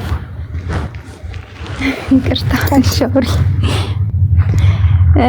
በነገራችን ላይ ግብጽ ውስጥ እንደዚህ ነው ያደረጓቸው። አሁን ግብጽ ውስጥ ብዙ ሰዎች አልነበሩም። ክርስቲያኖቹ እርስ በርስ እንዲከባበሩ የሰሩ ወጣቶች ናቸው። እና ወንድሜን የምፍወይነኝ ያልከው ልጅ እንዳልከው ሁላችንም አንድ ሆነን በነጻነት ሰው ተወለደ፣ እግዚአብሔር ፈጠረውን፣ የፈጠረው ይውሰደው፣ ለምን ይገደላል? በዛ ላይ ኢትዮጵያ ምድር ላይ ኢትዮጵያ እንግዲህ እንደሚታወቀው በ34 ክርስትና በኢትዮጵያዊ ጃንደረባ አማካኝነት ክርስትና ወደ ኢትዮጵያ ይገባ በ34 ነው። እንግዲህ ጌታችን በ30 ዘመኑ ተጠመቀ። በ33 ይመስለኛል የተሰቀለው አይደል? ካልተሳሳትኩኝ ተሳስቼም ከሆነ አርቡኝና በ34 ደግሞ ኢትዮጵያዊ ጃንደረባ በፊሊጶስ ተጠመቀ። ከዛ ክርስትና ወደ ኢትዮጵያ ገባ እና በእነ አብርሃ ወአጽብሃ በ300 ደግሞ አቡነ ሰላማ ከሳቴ ብርሃን የኢትዮጵያ ጳጳስ ግብጾች ሹመውልን ወደ ኢትዮጵያ መተው ኢትዮጵያንን አጥምቀው ክርስትናን በደንብ ሰብከው ከዛም በመቀጠል በአራተኛው መቶ ክፍለ ዘመን ደግሞ ተሳቱ ቅዱሳን የሚባሉ 9 ቅዱሳን ወደ ኢትዮጵያና አቡነ አረጋይ ዛሬ እንደውም አቡነ አሌፍ ናቸው። እሳቸውም 9 ቅዱሳን የሚባሉት መተው ደግሞ ክርስትናን እንዳጸኑትና ቤተ መንግስቱንም ቤተ ክህነቱንም የያዙ ደግሞ እንደና አፄ ላሊበላ ቅዱስ ላሊበላ እንደነ አብርሃ ወአጽብሃ እነዛ ቅዱሳን ነገስታት ኢትዮጵያን የመሩ ናቸው። በእነዛ ጊዜ ክርስትና ብቻ ነው ኢትዮጵያ ውስጥ የነበረው። ከዛስ በ7ኛው መቶ ክፍለ ዘመን እስልምና የሚባል ሲጀመር አልነበረም። ከዛም መጣ። እነሱን እኮ ከሳውዲ አረቢያ ሲያባርሯቸው እኮ ወደ ኢትዮጵያ መጥተዋል በነገስታቱ ዘመን። ታሪክ የሚነግረን ያንን ነው። ግን ኢትዮጵያን ክርስቲያኖች ሆነው እነዛን አልገፉም። ሲመጡ ሙስሊም ወንድሞቻችን ወገኖቻችን ሲመጡ ቦታ ሰጥተው ነው ያኖሯቸው። መቀዳል አልነበረም። በአለም ላይ ሲያሳድዷቸው ኢትዮጵያ ነው የመጡት። ግን ኢትዮጵያ ምንም አላልኳቸውም። ነገስታቱ ተቀብለው እንደውም ቁርአናቸው ላይ ራሱ አይጠፋም። ምን እርግጠኛ ነኝ የተጻፈ ነገር ይኖራል። ወደ ኢትዮጵያ ሽሹ፣ እነሱ ይቀበሏቸዋል። የኢትዮጵያ ንጉስ መልካም ነው፣ ሰዎችን አያሳድዱም አይገሉም ብለው ወደ የኢትዮጵያ የሰላም ሀገር ስለነበረች ነው የመጡት። አሁንስ ግብጽ ውስጥ እኮ በጣም አስቸግሯቸው ክርስቲያኖችን በጣም ነበር የሚገሉት። አሁን ሶሪያውያንን እንደሚያደርጓቸው ማለት ነው። አሁን ሶሪያ ውስጥ ምንድነው የሚያደርጉት? ዝም በተባለ ቁጥር እኛ አንድ ባልሆንን ቁጥር በራሳችን ሀገር መኖር እንዳንችል ነው የሚያደርጉት ማለት ነው። ምክንያቱም እስልምና ሲጀምር ፖለቲካ ነው። ሁሌም መንገስንና ሀገርን መምራት እንዳለም ነው የሚፈልጉት ማለት ነው። አንዱ ነው እስልምና ብቻ ባለም ላይ እንዲኖር ነው የሚፈልጉት የሚሰሩት በቅድ። እኛ አሁን ዛሬ ነው ይሄንን ነቅተን እፎይን ስለነኩ ነው አሁን ይሄ ሁሉ መረጃ እየወጣ ያለው። ግን እፎይን ባይነኩ ደግሞ ዝም ብለን ተኝተን ልንቀር ነበር። ስለዚህ እኛ ዝም ባለን ቁጥር ወገኖቻችን እኛ መኖር አንችልም ማለት ነው። እየተገደልን ዝም በተባለ ቁጥር እያሞትን ልንኖር ነው። ስለዚህ ሁላችንም አንድ ሆነን ኦርቶዶክስ ብቻ አይደለም ክርስቲያን የሚገደለው ደግሞ ካቶሊኩም ፕሮቴስታንቱም እስከሆነ ድረስ እነዚህ ሶስቱም ሃይማኖቶች አንድ ሆነው መስራት አለባቸው ነው የሚለው። በክርስቲያን ስም ስለሆነ የሚያጠፉት ክርስቲያን የተባለ ሁሉ አንድ ሆነን ተስማምተን፣ ምክንያቱም ክርስቲያን ከተባለ ካፊር ነው የሚሉ እንደዚህ ያሉ ነው እዚህም ይላሉ እኮ። ስለዚህ ሁላችንም አንድ ሆነን እኔ የግብጽ ውስጥ አንድ ወጣት ነው የሚገርመው ታሪክ የቀየረው ማለት ነው። ምክንያቱም ግብጽ ውስጥ ክርስቲያኖችን በጣም ነበር እያሳደዱ የሚገሏቸው እና አሁን ያከብሩታል። መቼ ነበር የሚያከብሩት? እንደውም ቀኑን አውቀው ነበር ጠፋኝ። እሱ ነው ታሪክ የቀየረው። እና ወጣቶቹ ተነስተው ጠቅላላ ባንክ ውስጥ የነበረውን ገንዘብ አወጡት። የሚገርመው ነገር ከዛ ለካ ሀገሪቱ የምትተዳደረው በክርስቲያኖች ብር ነው እንጂ ሙስሊሞች ገንዘብ አልነበራቸው። ከዛ ክርስቲያኖች ብሩን አወጡ ከባንክ ሙልጭ አድርገው፣ የሀገሪቱ ኢኮኖሚ ተዛባ። ስለዚህ ክርስቲያኖች ያስፈልጉናል አለ የራሱ የግብጽ መንግስት። ሙስሊም ነበር እና በጣም አስቸግሯቸው ይገደሉ ነበር። ስለዚህ እነዛ ክርስቲያኖች ገንዘባቸውን አውጥተው ሀገሪቱ ኢኮኖሚያ ሲወርድ ክርስቲያኖች ያስፈልጉናል፣ ከዚህ በኋላ ክርስቲያኖች እንዳይነኩ ብለው እንደዛም ተከባብረው እንደዚህም ተከባብረው እንዲኖሩ ተደረገ። አሁን ባንክ አካውንት እንኳን ቢታይ ከማንም በላይ ኢትዮጵያ ኦርቶዶክስ ተዋህዶ ብር አይበልጥም እንዴ? እስቲ ያስቡት። ግን አልሰራንበትም። እዚህ ጋር ክርስቲያን ስለሆንክ እኮ ስራ ማትቀጠርበት ሁኔታ አለ። እኛም ሀገር እኮ አለ። ስለዚህ እኛም ደግሞ ኢኮኖሚያችንን አይተን ወጣቶች ናቸው ስራ የሚሰሩት። አሁንም እኛ የምንሞትለት ክርስቶስ አለን። እኛ ሞተን ግን የቀሩት ወገኖቻችን በሰላም መኖር አለባቸው።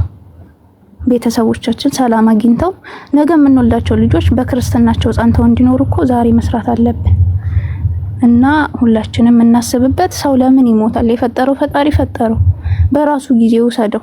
በዛ ላይ በሀገሩ የት ሄደው ይኖሩ? የት ሄደን እንኖር? እዚህ መታሰብ አለበት። ይሄንንም ተነጋግረን ማቆም የለብንም። እስከ ጥግ ድረስ መስራት አለብን። እኔ ማርያምን እውነቴን ነው የምላችሁ። እንግዲህ ሰው ተወለደ። በዛ ላይ ኢትዮጵያ ምድር ላይ ስንት ቅዱሳን ያለባት ሀገር እና ሁላችንም ንስሐ ገብተን ደግሞ ፈጣሪያችንን ማረን ይቅር በለን ብለን ምህረት መጠየቅ አለብን።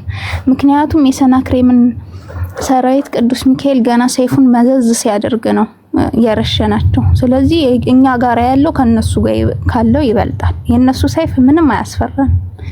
ምክንያቱም እኛ እግዚአብሔርን ከያዝን እኛን ሊያጠፉ የመጡትን ያጠፋቸዋል። ቅዱስ ዳዊት ምን አለ? እስራኤል እንዲህ ይበል፣ እግዚአብሔር ከኛ ጋር ባይሆን ኖሮ ጠላቶቻችን ባጠፉን ነበር።